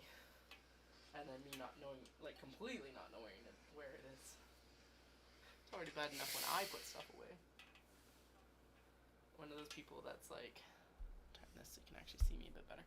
One of those people that's like, it's messy, but I'll typically know where stuff is, and then I'll tidy up, and then it's just gone. It's in the ether, never to be seen again, typically.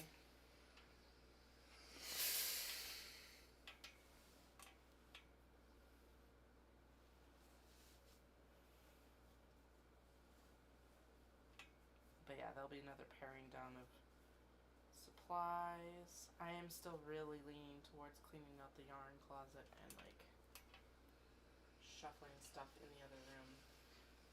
Because the other thing that could happen is then I could move the calyx that's holding the obi right now out here, and a lot of these boxes would fit because they're the ones designed specifically for the calyx unit. Well, a third. It's like half of what's sitting here right now could go in that shelf very easily. The other thing is I need to actually mark what's in those boxes because it's all just a hodgepodge. So I need to go through and like actually figure out what's in the boxes. Figure out if it needs to be there or if I need to do something else with it is the other thing. Because they are kind of my doom boxes. They catch everything. It's like, well, this isn't going to be done for X, Y, Z, so we're just going to put it here. This one is in timeout, so it goes into the other box that's sitting right here.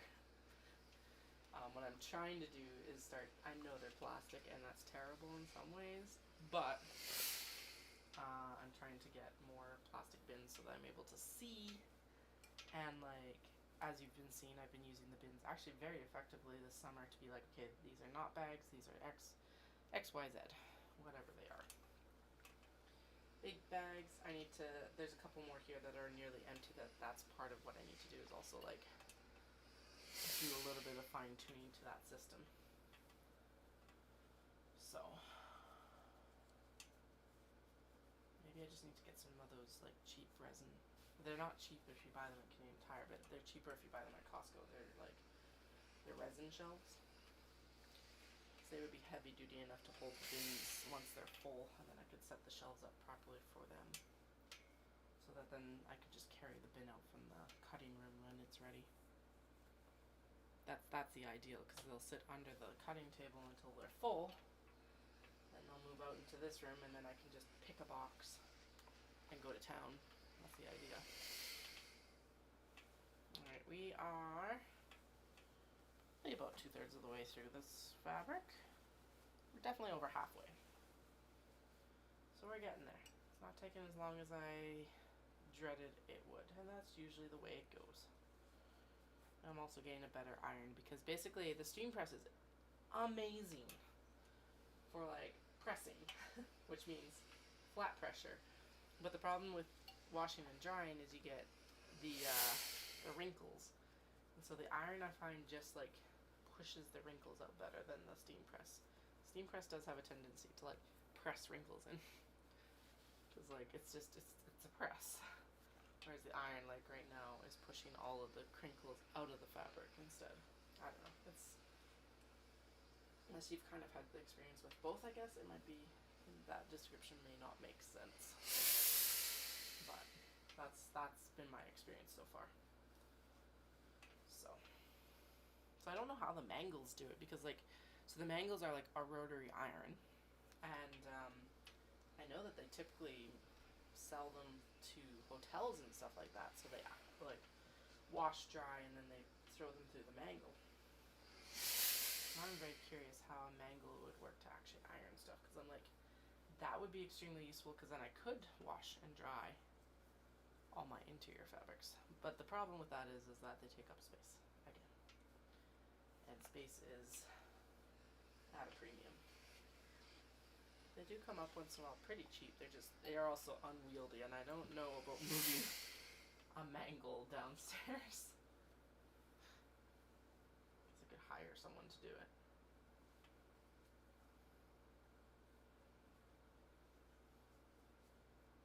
Especially if I saw one for free. There was one actually for free. I think I saw one for like $35 that apparently worked. Problem with them though too is like those ones that are secondhand, they're like electric stuff that's secondhand sometimes freaks me out. The steam press that I got just recently is a Singer. I know it's a newer model, and when I bought it from her, she said that she purchased it during the pandemic for making fabric masks. That makes perfect sense, because then you could just do. If you threw some glass pins in it, you could just throw the whole unit underneath the press, and that would actually be a spectacular way to put the pleats into it. Actually, that would be a very good way. Oh no, the seam roller worked really well for the necessary, like the wallets. So we're just gonna do that. I was thinking for the card slots, because you're technically supposed to press those two. But the interfacing I use for that is like papery, and so when I was making the card pockets, I just need to slow down. When I was making the card pockets, I used my little seam roller that I picked up in Japan, and that worked perfect, because it folded it amazing.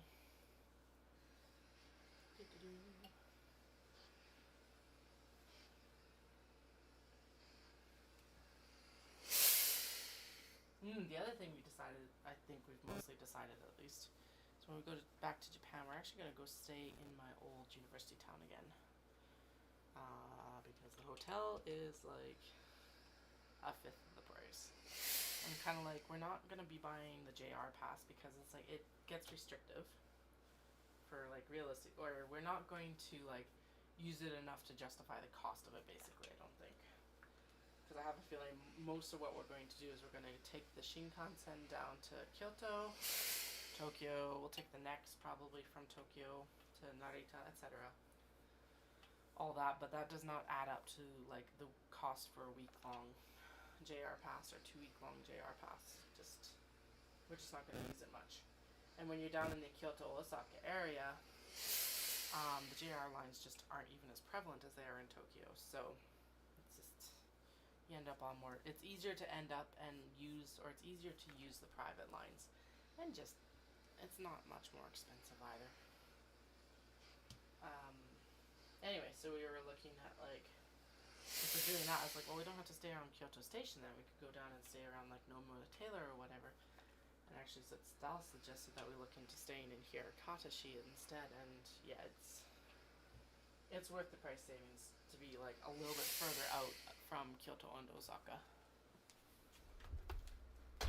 Alright. Iron is unplugged. If I question if the iron is unplugged, it has been unplugged. I'll take the fabric in and then I'll come back for you. But that is ironed. It's not perfect on the back, but that's okay. It's far better than it was. Okay, actually I think I can probably carry you both. Just kind of pop that over my shoulder here. Move the ironing board in. Take another look at that gorgeous sunset. Oh, alright, and then we'll go back in. around. Tick-doo. Hello. Let's wobble around and go back to the cutting studio. Hey, Miss Dahlia. Yeah, you're gonna scream at us? That's a good choice, probably. Alright, so we need quite a few black pockets. We're back in this cutting studio here. I'm going to plug everything in, put the fabric down, plug everything back in here, make sure all the wires are out of the way. Probably have another half hour to hour before the kids are in bed, and Dallas and I'll have a chill out on the deck. And then I'll be back again to definitely do interfacing if I don't get to it before. Okay, I'm just gonna make sure that the transition works with the phone. The phone is still on. Sweet. There we go. Okay. Hi, cat. I love you too. We're back in business. Alright. Just make sure that also transfers over to the Google or to YouTube, which it should. I haven't had any issues with that sort of stuff yet. Alright. Miss, I need to cut bags. I'm sorry. Did you have a good day without us too? You're just like, I need a cuddle.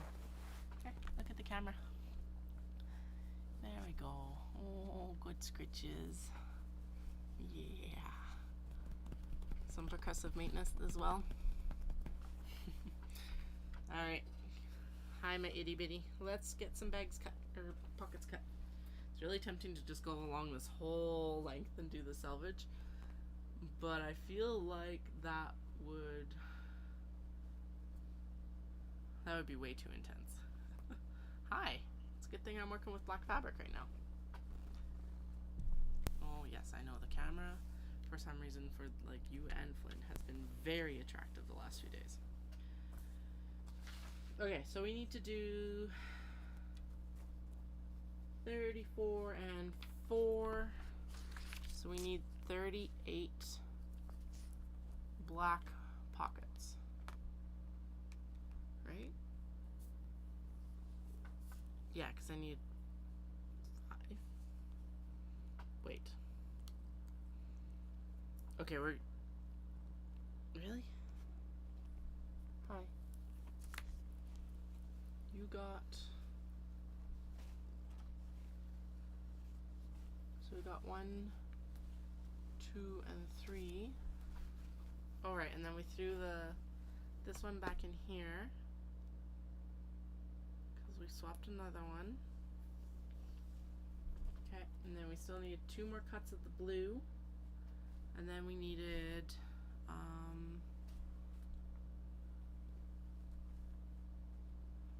no, we didn't. Oh right, this was the 4 was for the beige, for the gray splatter. Okay. Ugh, cat.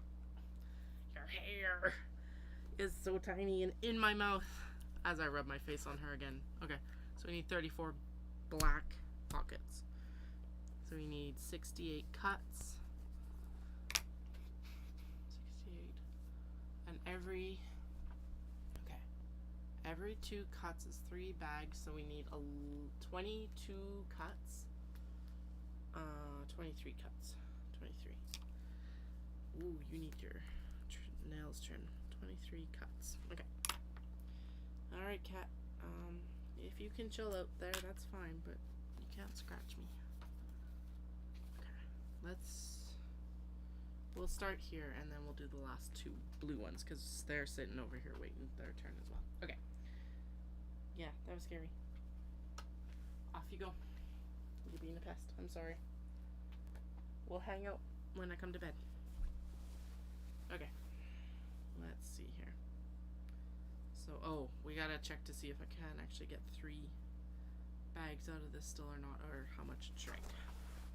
I'm pretty sure if you want, you can, like, serge your fabric. Again, it's one of those things, though. It's like I'm working in so much quantity that going around and serging 15 meters just sounds... No. No, we're not doing that. Okay, so I need to measure the selvage to selvage edge and see where we're at. Yeah, it shrank about 2 inches. Okay, so we will not have enough to do 3 cuts out of each. So that means we got a couple options. No, we don't, because the width has to come out this way. And then we also lose a 1/2 inch to the selvage. So we actually have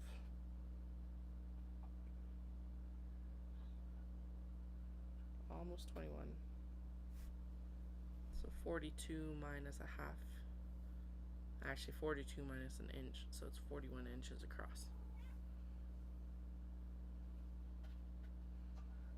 Okay, so the best way to do this is still going to be to cut the depth this direction, and then we'll just cut the width out of there, and I'll use the remainder of the fabric in some sort of scrap project, whatever it ends up being. It'll probably end up being like, I don't know, needle stashers or something. They always need lining fabric. So that's where it'll be redistributed to. That does completely change the number of cuts we need to do. So if we're getting 1 bag per cut, and we need 34 bags, we need 34 cuts. That makes my math way easier. So much easier, holy. Actually, this would make good triangle pouches as well. Alrighty, and that is why we will not be buying black fabric again, because sewing or washing it shrinks it too much. Okay, so 1 Dahlia cat. Okay, if you're gonna be that close to the rotary cutter, we're gonna have to put you like out and close the door. Okay. Oh, now she's trying to chew like interfacing. Okay, this direction, please.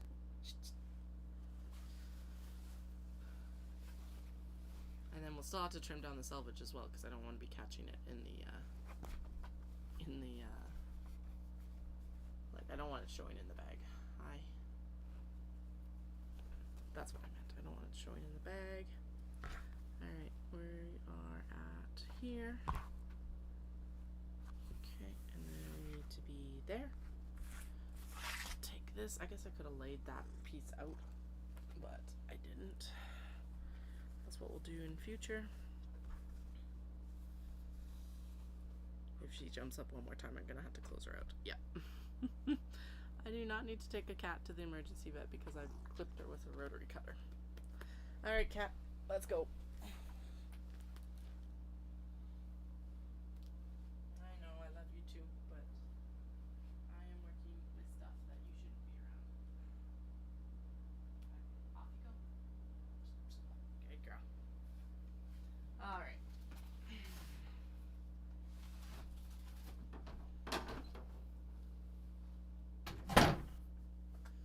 Slam, sorry. The ironing board hanger is on that door, so it's always really tight. But now it's actually quite a bit quieter, and there's no cat to like hurt herself on the rotary cutter. Just cat hair everywhere. Okay, so that's 1, 2, 3.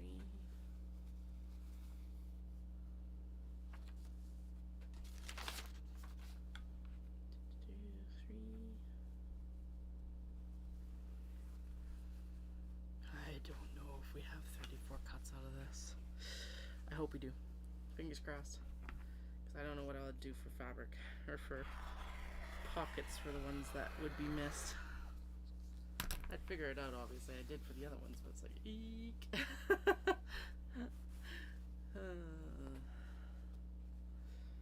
Actually, that's probably the ones that would get cut. I would make Paula's, and then if I don't have enough black fabric for the rest of them, SOL. We just won't make them. So let's hope that we get like quite a few of them. Alright, go. Shimmy, shimmy. Although I think there's more fabric on for black pockets than there was for gray pockets. So, well, before pre-washing at least.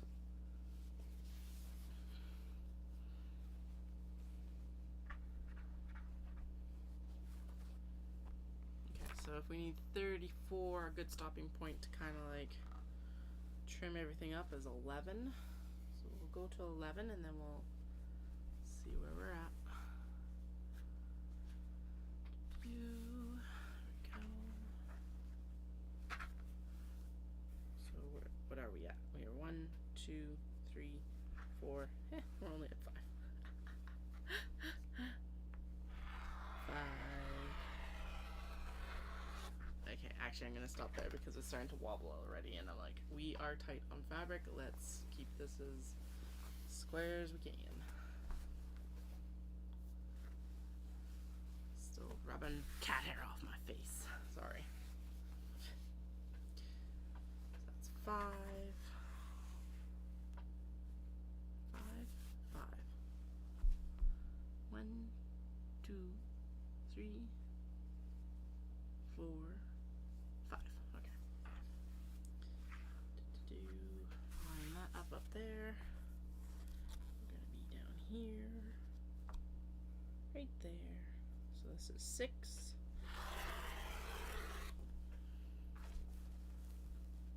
6. Okay.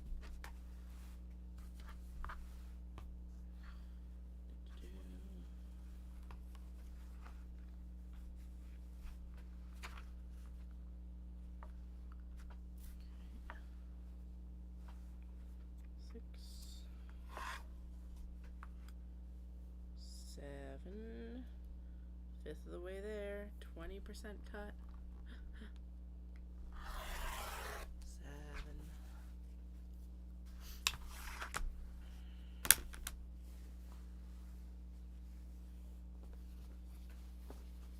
Oh yeah, no way in heck we have enough. Oh well. 8.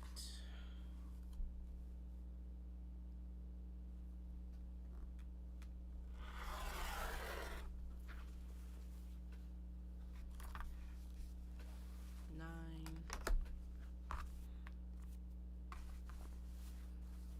Again, even if it's just set up so that I can finish them afterwards, that is amazing.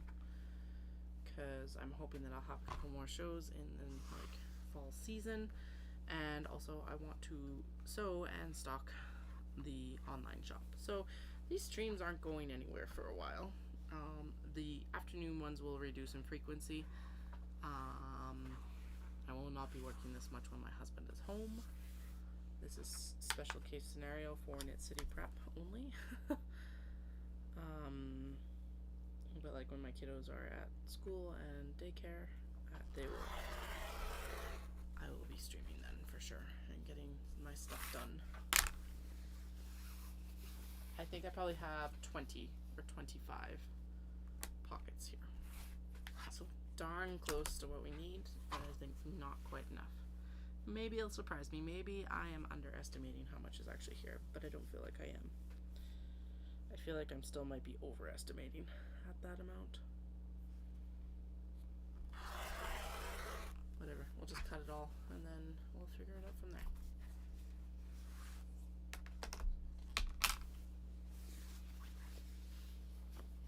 Alright, we have gotten a lot of work done though in 2 hours, so that's excellent.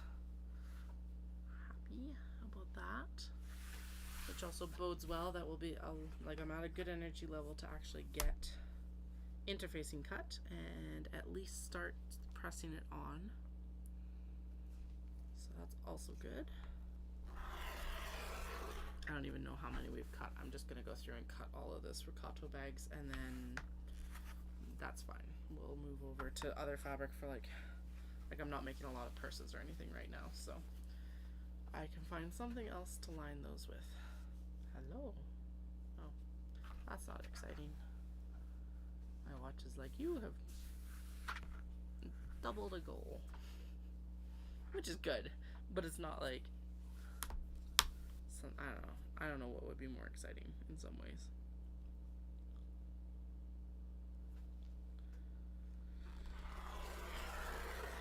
Sales emails. That would be more exciting. That's what yeah.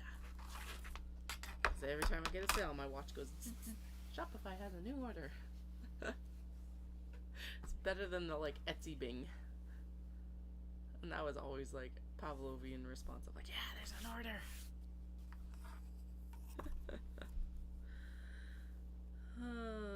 Oh, I also realized I am probably going to take some custom, or some pick your own stuff to Knit City.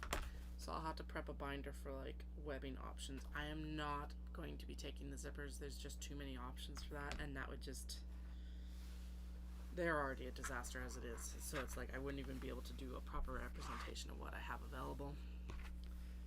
So we'll do like for big bags, it'll be the webbing you could color. I guess in some ways I do need to take the zippers for them because that's the only other thing you can really choose for a big bag. Oh well. I think the only stuff I will have time to prep is like the webbing, basically.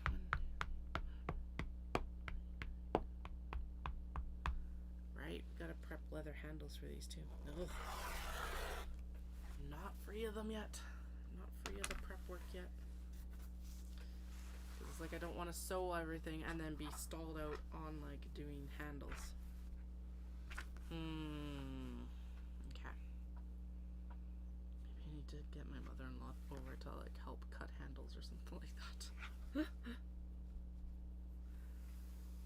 One thing is, it's like, so we live in Cochrane. It's a half-hour drive out of Calgary. It's not bad.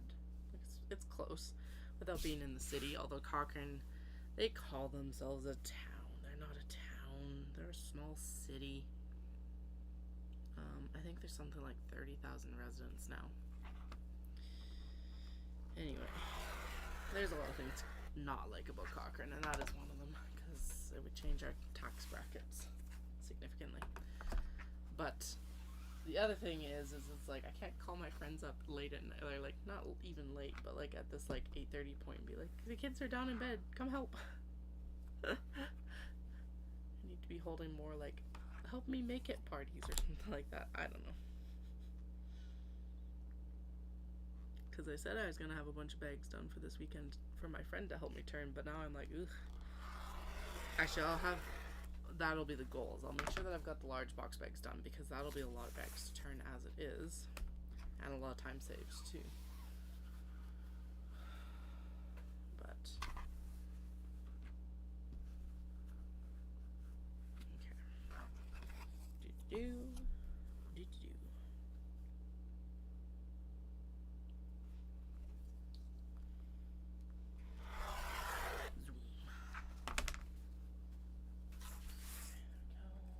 Actually, we might be close. Okay, let's count how many we do have. 1, 2, 3, 4, 5, 6, 7, 8, 9, 10, 11, 12,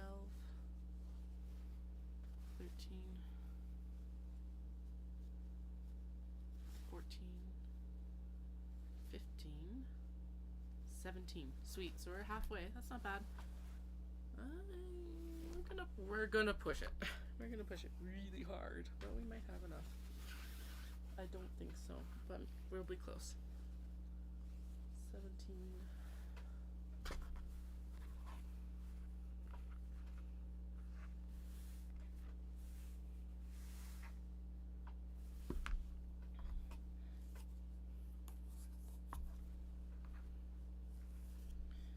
$18.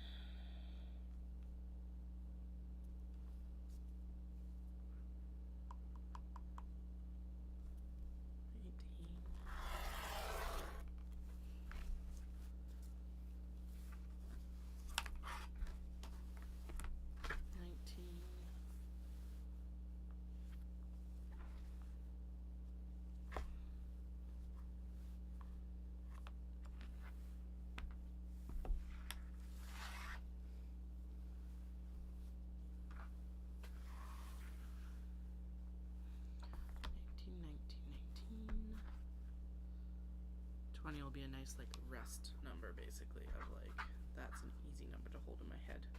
Until then, though, it's like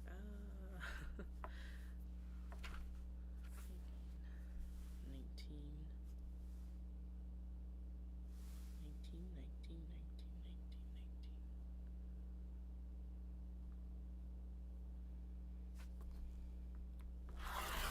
19, 19.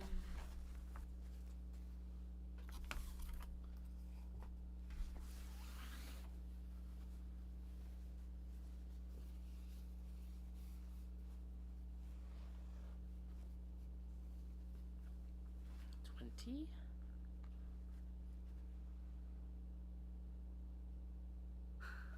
That would be a lot of fun.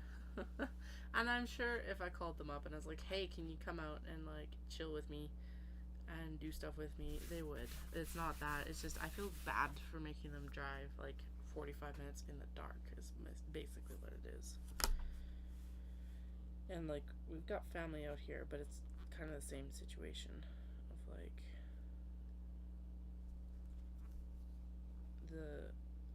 the people that are up late are not the people that would be the ones I would call up to like help necessarily. 20. Alright, we have quite a bit left. We might hit 30. Let's hope we hit 30. Do I have 150 inches left? I don't think so. Let's see where we get to. Alright. And honestly, it's not even that the kids need entertainment very often, because the times I wish I could have people over is like after they were in bed. That's a very specific time period of like when it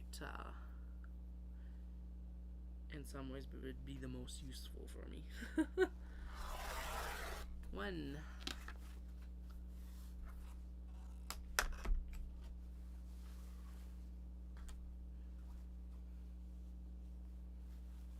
Although at the same time, I will take help with the kids at any point.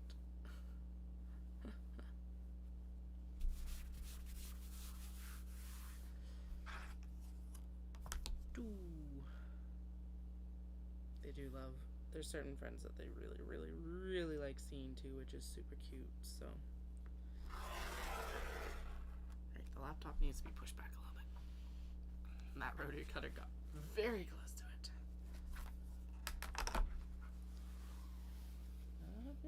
We're gonna be close. We're gonna be close. So that was 30 or 22.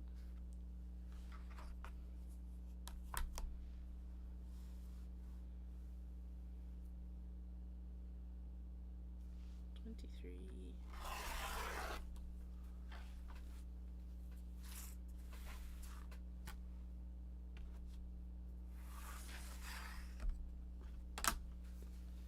Okay, the salvage wandered off way too much there, so I need to square them back up. They're square, but it's just like it'll just make life easier. Oh yeah, nowhere near close. Okay. What did I say that was? 23, 20, 22, 23? I was like, this will be a nice rest number, and then I'll remember what I count from there. No.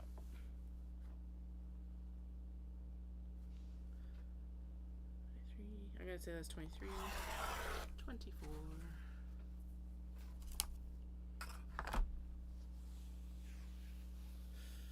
Oh man, we are so close to having enough, and just not quite there.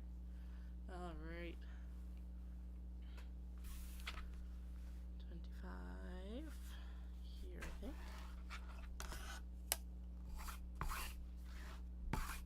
Hey, come on.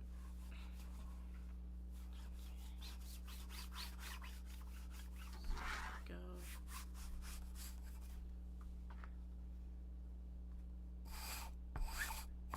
Ooh, that is wobbly. Okay. We'll just kind of straighten it out as best we can here. It'll even out once I've cut it, and we can like, I can square it up when I sew it. That's fine.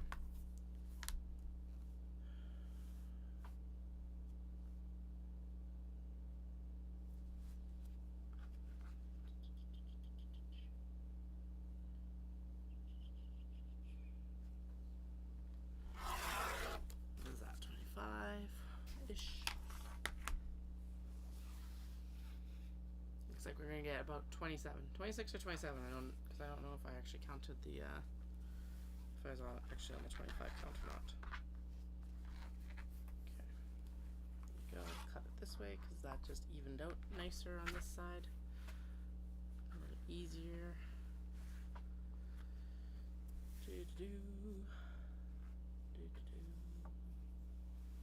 Needs it comes down here.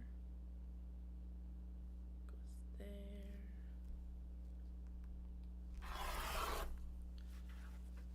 26, so we're gonna say that's 6, and we're going to say this is 27. Okay, so we're short 7 or 8 bags. Pockets.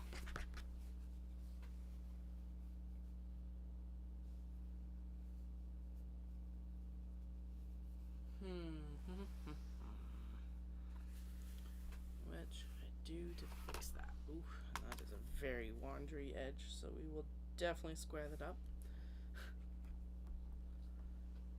Okay. Done. It was like, there's definitely a very large overhang there. Whoops. That's okay. That means the rest of the fabric was squared up decently. Okay, so let's count to see how many we actually have. I think we're 27. 1, 2, 3, 4, 5, 6, 7, 8, 9, 10,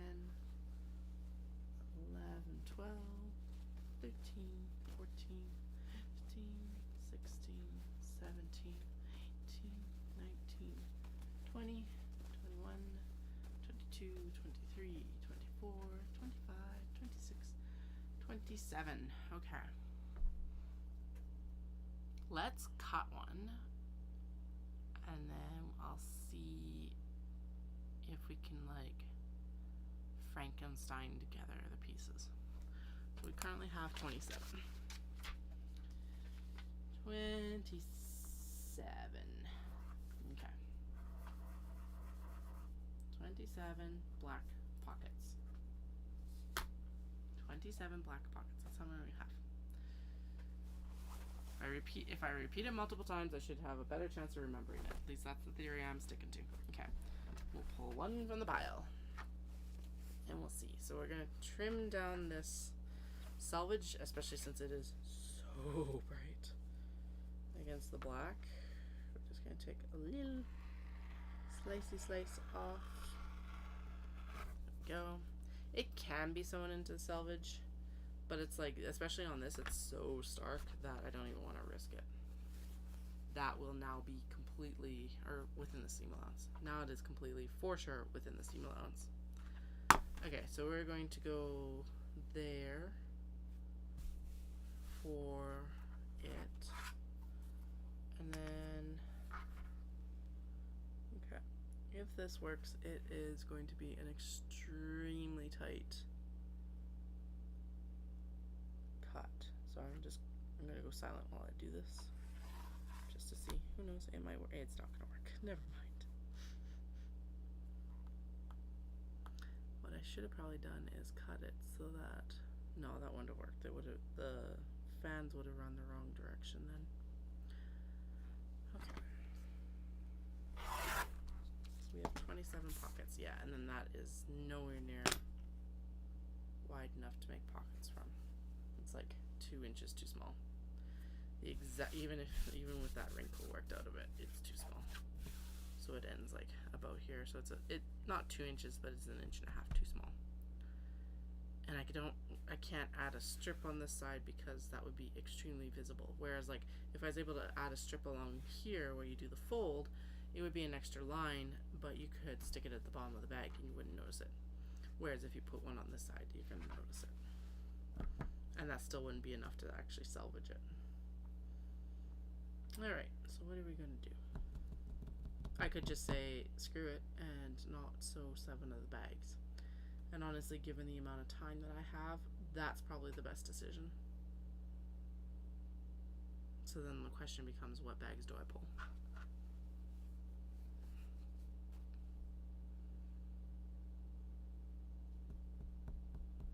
Okay. Well, let's cut down all of these. No, yes, no, yes, no, yes. Let's cut up down all the pockets, and then we'll think about what we're gonna do for the rest of it. Now I gotta cut down all these selvages again. Ugh. Selvages. You know what I'm gonna do? I'm gonna open these up. We're gonna line them up. I'm just gonna go for it all at once, hopefully. Or at least let's do like half the pile. So let's do 13 and 13 because that seems like a non-fortuitous number, I guess. I don't know what that seems like. it seems like something. If I can get them kind of lined up. Yeah, those aren't going to cooperate very well. Okay, well, we maybe just do 2 at a time then. There we go. Now we'll take the shears to it because that seems like the better way to do this one, since it's being persnickety. Snip, snip.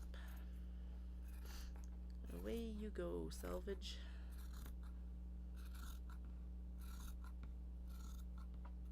Am I catching the second layer? I am not. I'm just catching one. Okay, so we're just going to do these individually then. Oh, it's so little fabric to take off. It's so annoying. I guess I could actually cut these ones with that in mind, because realistically, then I could sew it into the seam allowance and trim it off once it's folded in half. And in the seam allowance, let's do that. So we'll add whatever the selvage amount is into the rest of them. I think it's about a 1/2 inch. There. We'll just take that into account when we're actually sewing them, because that was a terrible cut job too. Okay. Ba-da-ba-da. Da-da-da-da-da-da. In half. Like this. And then we're going to do it from here. No, we're going to do it from there because that's just won't break my brain as much.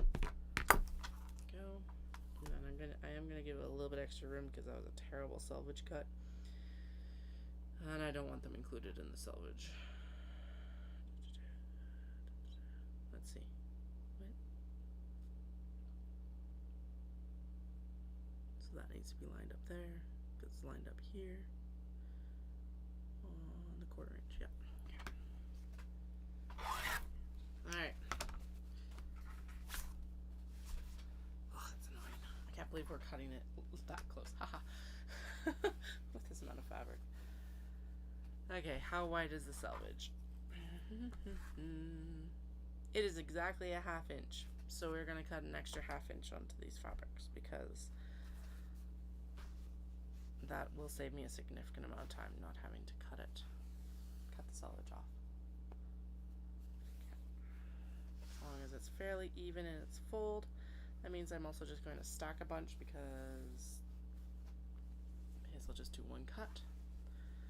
And basically what we're going to do, because it's the width right now, if I'm a little bit more generous, because we're like not going to get the 3 bags out of each of these 2 cuts, I'll be a little bit more generous with my amounts, and then we'll just trim it down later, because the amount that's left over right now, this will become, actually it looks like it's probably going to become notions pouches. I think it's wide enough. It's wide enough plus some that we can be a little bit generous with our cuts. Not much, like a 1/4 inch, but that's enough. It's nice to just have that little bit of wiggle room instead of being like, oof, you gotta cut right on that line and there is no deviation allowed. That's enough for now. So that maths out to that, and then we're gonna just tweak it over to the 1/8 of an inch there. So that means that what is lining up with that? That one? It looks like it's probably that one.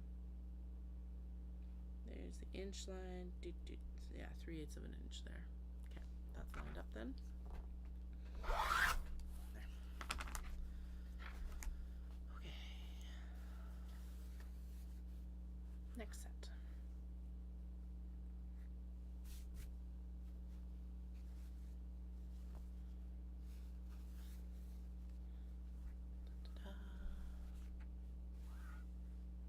Just keep ticking along. Alright, so we've basically got the pockets cut. So what we'll do is we'll distribute Paula's and make sure that I'm sure I have enough for Paula. Yeah, we've got enough for Paula. Like distributed between the 3 different colors for sure. I'm not worried about that. But I do want to just make sure they're paired up with their pockets first. And then we'll just that's where we'll pare down the number of bags that I will make for Knit City, because it needed to happen anyway. Just knowing that supplies were the deciding factor in that.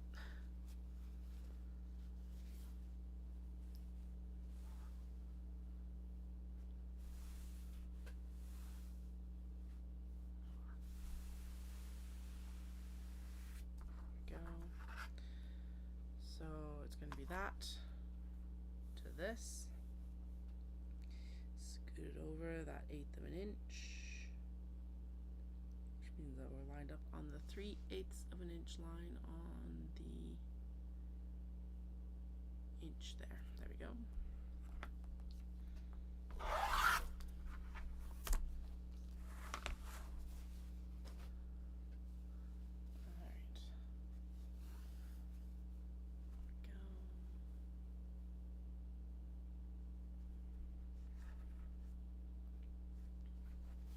Excuse me.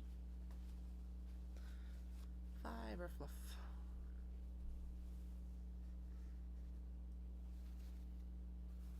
Our eldest has not been sick, but they have had a horrendous cough. I took them to the doctor a few weeks ago just to make sure, and the doctor's like, oh yeah, it's allergies. And I was like, oh, it's bad.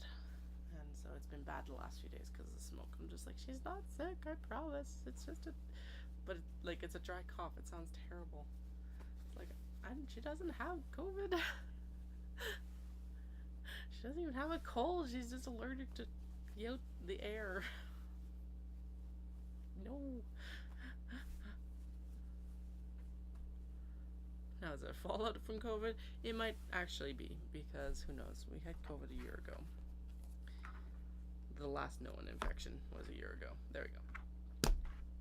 As if we've had it since, or if we've been asymptomatic since, or what either. It's just like, I'm not looking forward to the school year, and like how much it's just going to probably end up coming home to, because it's just like, I swear,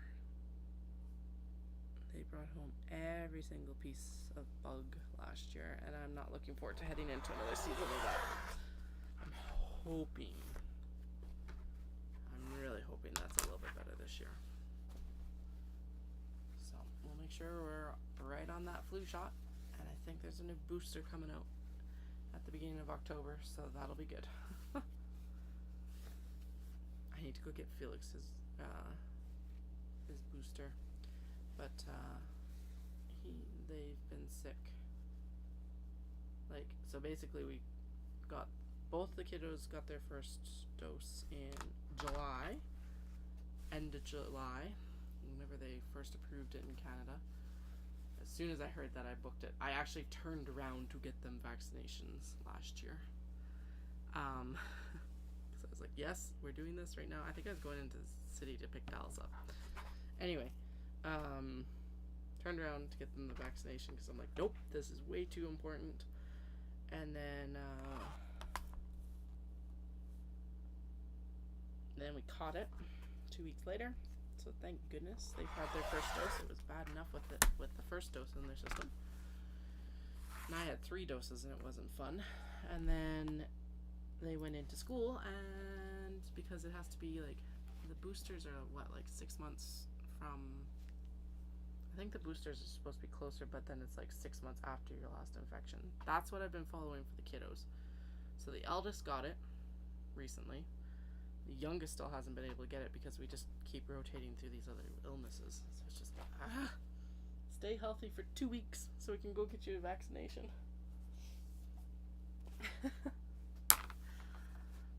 But I heard that they are supposed to be bringing out a booster for the kids too, which will be good. So we'll be getting updated as soon as we can, at least. Alright. But I'm also not looking forward to, like, they brought home like 3 stomach bugs last year, and I am a sympathetic vomiter. So dealing with that that was like a test of will. That's probably one of the biggest tests that I ever had with the kids, because I'm just like, nope, nope, nope, nope, nope, nope, nope. Thankfully, Dallas was home for one of them, and I'm just like, I'm sorry, you're gonna have to take point on this one, because I just cannot. Because the first one just went through, like, they went through all of us. And the second one went through all of us, but at least Dallas was here to help.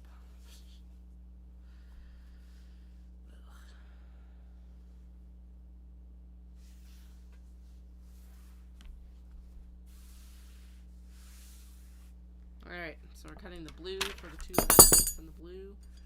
There are some that I could probably shift to blue from the black, so we'll take a look at that and see if there's anything that we could kind of shimmy. Obviously, we're literally down to blue fabrics for linings. I could pull the like tone-on-tones that I'm using for most of the linings, like so we could do the beige on the white lining or the white on the beige lining, but I don't really want to do that. So we'll see if we can kind of shimmy some stuff around into the blue category again. Maybe like the sushi cat could go into blue instead of black pockets. That's the one that caught my eye. I'm like, that could work. At the same time, if I pare down bags, I pare down bags. I'm leaning more towards still paring down bags. Okay, that selvage is trimmed. Just trim this selvage up, and then we'll make some decisions here. Gotta get the. Come on, separate. There we go. Good. All right, trim, trim, trim.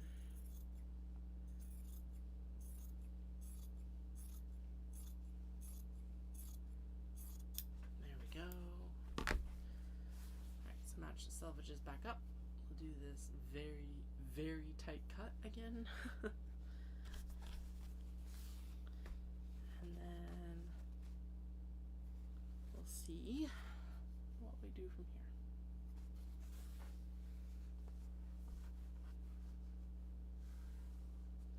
here.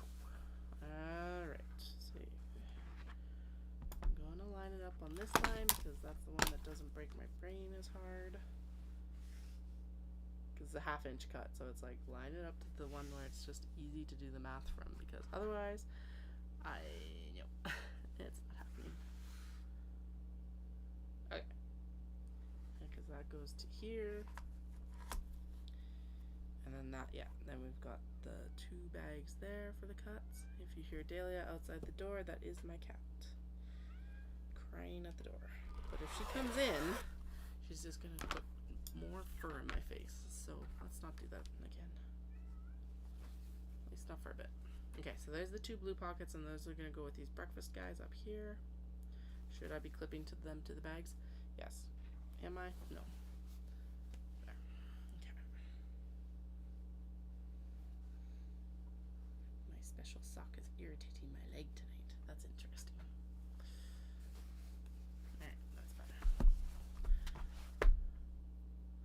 Okay, let's see what we have here for the black pockets, and then maybe what we could shimmy around a little bit.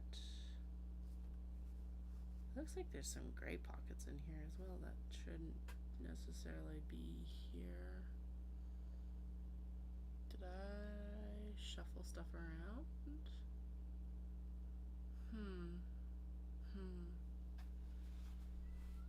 Because I feel like Sushi Cat was supposed to be in the gray pile.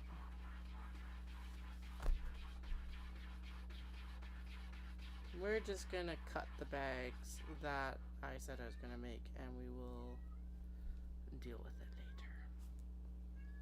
So I'm looking at these, I'm like, that could still make a pocket, although it's not deep enough. That's the problem. And it's running the wrong direction. That's right. Otherwise I could use those, but that would annoy the heck out of me to have them run the wrong way. Alright, we are going to go through and... Dallas texted me? No, we're good. Okay. We're going to go through and clip... Oh no, this is the black pile. Okay. Now we're going to clip all these together so that I know what's going with what. Because there's already mass confusion. make sure that Paula's are in order so that they for sure get their pockets. Yeah, like, so the housekeeping cat should be gray fabric. Interesting. Although I might put them in black because I don't know why I would have put them in black. Who knows? I don't know what I was thinking last night. Okay, that is not one of Paula's. That's right. We're splitting off Paula's for now. This is actually one that could go to blue because the colors in it obviously are quite kind of tealy blue. So that would be easy to shift instead of black pockets. We could actually do the same with the other tuxedo print here with the teals. So let's set that aside for blue as well. I saw that it just froze, so I'm going to hold this up for an extra moment. Sometimes it freezes on the camera here and not on the camera on YouTube, I feel like, but better safe than sorry. So those could both be blue. I feel like that is actually a good decision to move those to blue. Banana Cats has to be black. It's also one of, this one's mine, but Paula has one as well, and it needs to be black pockets. This tuxedo cat has to be black, so we'll put it onto my pile for now because that's where it needs to go anyway for now. The sweater cats, actually, because of the blue and the sweaters, could go to blue. So there's 3 out of the black pile already. So we might be able to do this. I know I'm like, I'm gonna just pull them and not make them. No. I don't know why I lied to myself like that. Why do I tell myself these lies? I always try to make it work. If I fail sewing them, then at least I tried. It's a little bit dramatic to say at least I died trying, but you know, that's what it feels like. Why is this one even, like, so why is that in the actual black pockets? Why is that not in gray? Interesting. Alright, let's throw that over there. This is why we need to clip the pockets together, because otherwise I have no idea what's happening. That's got to be black. The Maiko need to be black. The tuxedo cat with like the red needs to be black pockets. Patchwork cat has to be black as well. Bunny's on black, and then Sassy Cat is one of Paula's. Okay, so we'll work on getting Paula's clipped together first, and then we'll work out from there. So if you're just joining, basically what's happened is I have run out of pocket fabric. This black fabric last year, all of this fabric is like extremely close cuts for actually making like 3 bags worth of pockets out of 2 cuts. But the problem is that the black fabric was so black that when I was sewing it last year, the dye transferred to the actual thread that I was sewing with. Thankfully, I was using white thread so that I could actually tell that that's what was, like, it was happening. Can you imagine if I was using black? And, like, because I would be absolutely devastated if there had been dye transfer to a project out of one of those bags. However, I caught it in such a fashion that all the linings that I had previously sewn with the fabric had been, I was able to wash them, thankfully. And then I pre-washed all of the black fabric before I cut these pockets, so we don't have that happen again this year. However, in the washing and the drying process, it shrank. The fabric shrank. So that means that I didn't get as many cuts out of it as I could have last year without having done that. What I should have probably done is I probably should have sewn it and then washed everything together so that the lining and the pockets shrank at the same rate, but then they don't fit into the bags properly. So it's just like, ugh, I don't know. There's no way to win this one. So right now we're going through Paula of Baaad Anna's has a big, sorry. I don't know why I keep saying it that way because it does make me laugh, but it does make me laugh every time, so that's why. She's got a big wholesale order, so she is top priority for the black fabric. That's what we're doing right now. And then I would make this pile over here, which are the bags that I ideally would like to make for Knit City, but in the terms of logistics, I don't have enough time to make anyway. So having to pare down the bags from what I want to make for Knit City is not going to be the end of the world, to be honest. Because there will still be a lot of Kato bags. Even if I pare down 7 Kato bags, it's very unlikely I will complete all the bags I have planned right now for the booth. So, and that's okay. That just means it's been a very busy summer, which is good too. And there was some dithering at the beginning of the year that I wish I hadn't done. Also, like, it took me a really long time to accept the fact that I needed a more powerful laptop for the business. So, because I was trying to make the iPad work for the longest time, and I would do all that editing on the video, and then it would go, you don't have enough storage to save this video, after, of course, I'd done all of the work, and also it had been like, I am saving for 3 hours or whatever. It was a really long time. I don't have enough storage. It's like, why can't you tell me this at the beginning of the project? Also, you are lying. This file is not that large, and you have this much space on you, so what the heck? What the heck? Yes, I was taking very large files and condensing them down, but still, it should have worked. I don't have that problem with the laptop. Anyway, that would end up taking a significant portion of my day, so I didn't end up sewing a lot at the beginning of the year, and because I was trying not to throw my computers out windows, because of course I bought the iPad to kind of like, I knew my desktop was slowly on the like decline, but I deleted iMovie off of it because I'm like, well, if I delete it, I can re-download it for the computer. No, because it's like, you're not a high enough operating system to re-download it. So that also messed up the whole planning of it all. So here we are on a new laptop. It's been an expensive year this year. Laptops, fabric trip, you know. Business-wise, it's also been an expensive year personally, so. Alright, I don't think I want to move the Sushi Neko over to blue. Although that, like, the blue little sprays on this one are basically the same color as this, so let's do that. Okay, those will go to the black. So that means we got 1, 2, 3, 4, 5. 5 transfer. 1, 2, 3, 4. Okay, 5. So that means that we'll be short 2. We should be short 2 fabrics here. We'll see if there's anything else to move to the blue. We could actually move the cranes to the blue. There we go. There's 6. And we could move.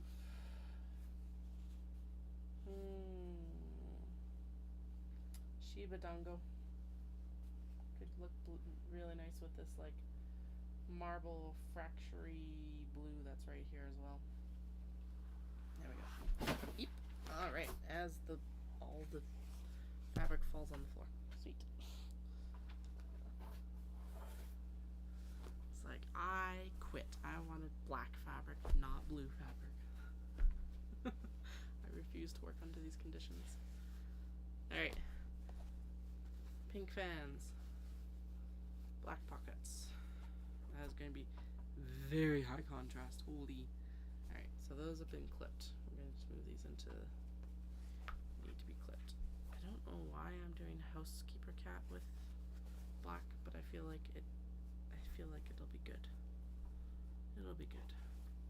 It can't go to blue or gray. We're out of gray too, so.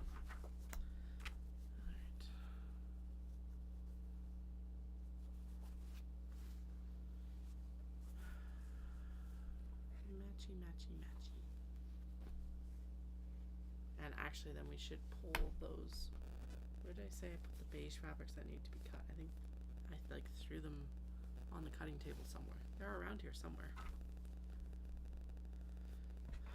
Because then we could pair that up with the bags. I'll set them aside and we'll pair it up with whatever. We'll pair up the pockets and then it'll be very obvious which ones need the beige lining because they don't have lining pieces yet. Oh, right, and then we also need to cut down these pieces because we need to do the interfacing on them. So what we'll do in that case, the other ones I've already prepped and like to the point of drawstring channels being, or like it's been cut again after the drawstring channel has been cut off. In this situation where I'm actually thinking about it, I'll cut the drawstring channels off so it's the proper width, and then I will fuse the interfacing to the whole piece, and then we'll cut that whole piece in half again to actually make the back and front, interior, exterior, or like the two sides of the bag itself. So we'll cut drawstring channel off and then cut this in half after it's interfaced, instead of having two pieces and a gap in between the two pieces on the interfacing. It's not necessarily it is an efficiency thing a little bit, not much though. Still, it's less fussing of like making sure that the interfacing is matching as much, I guess, is the big thing.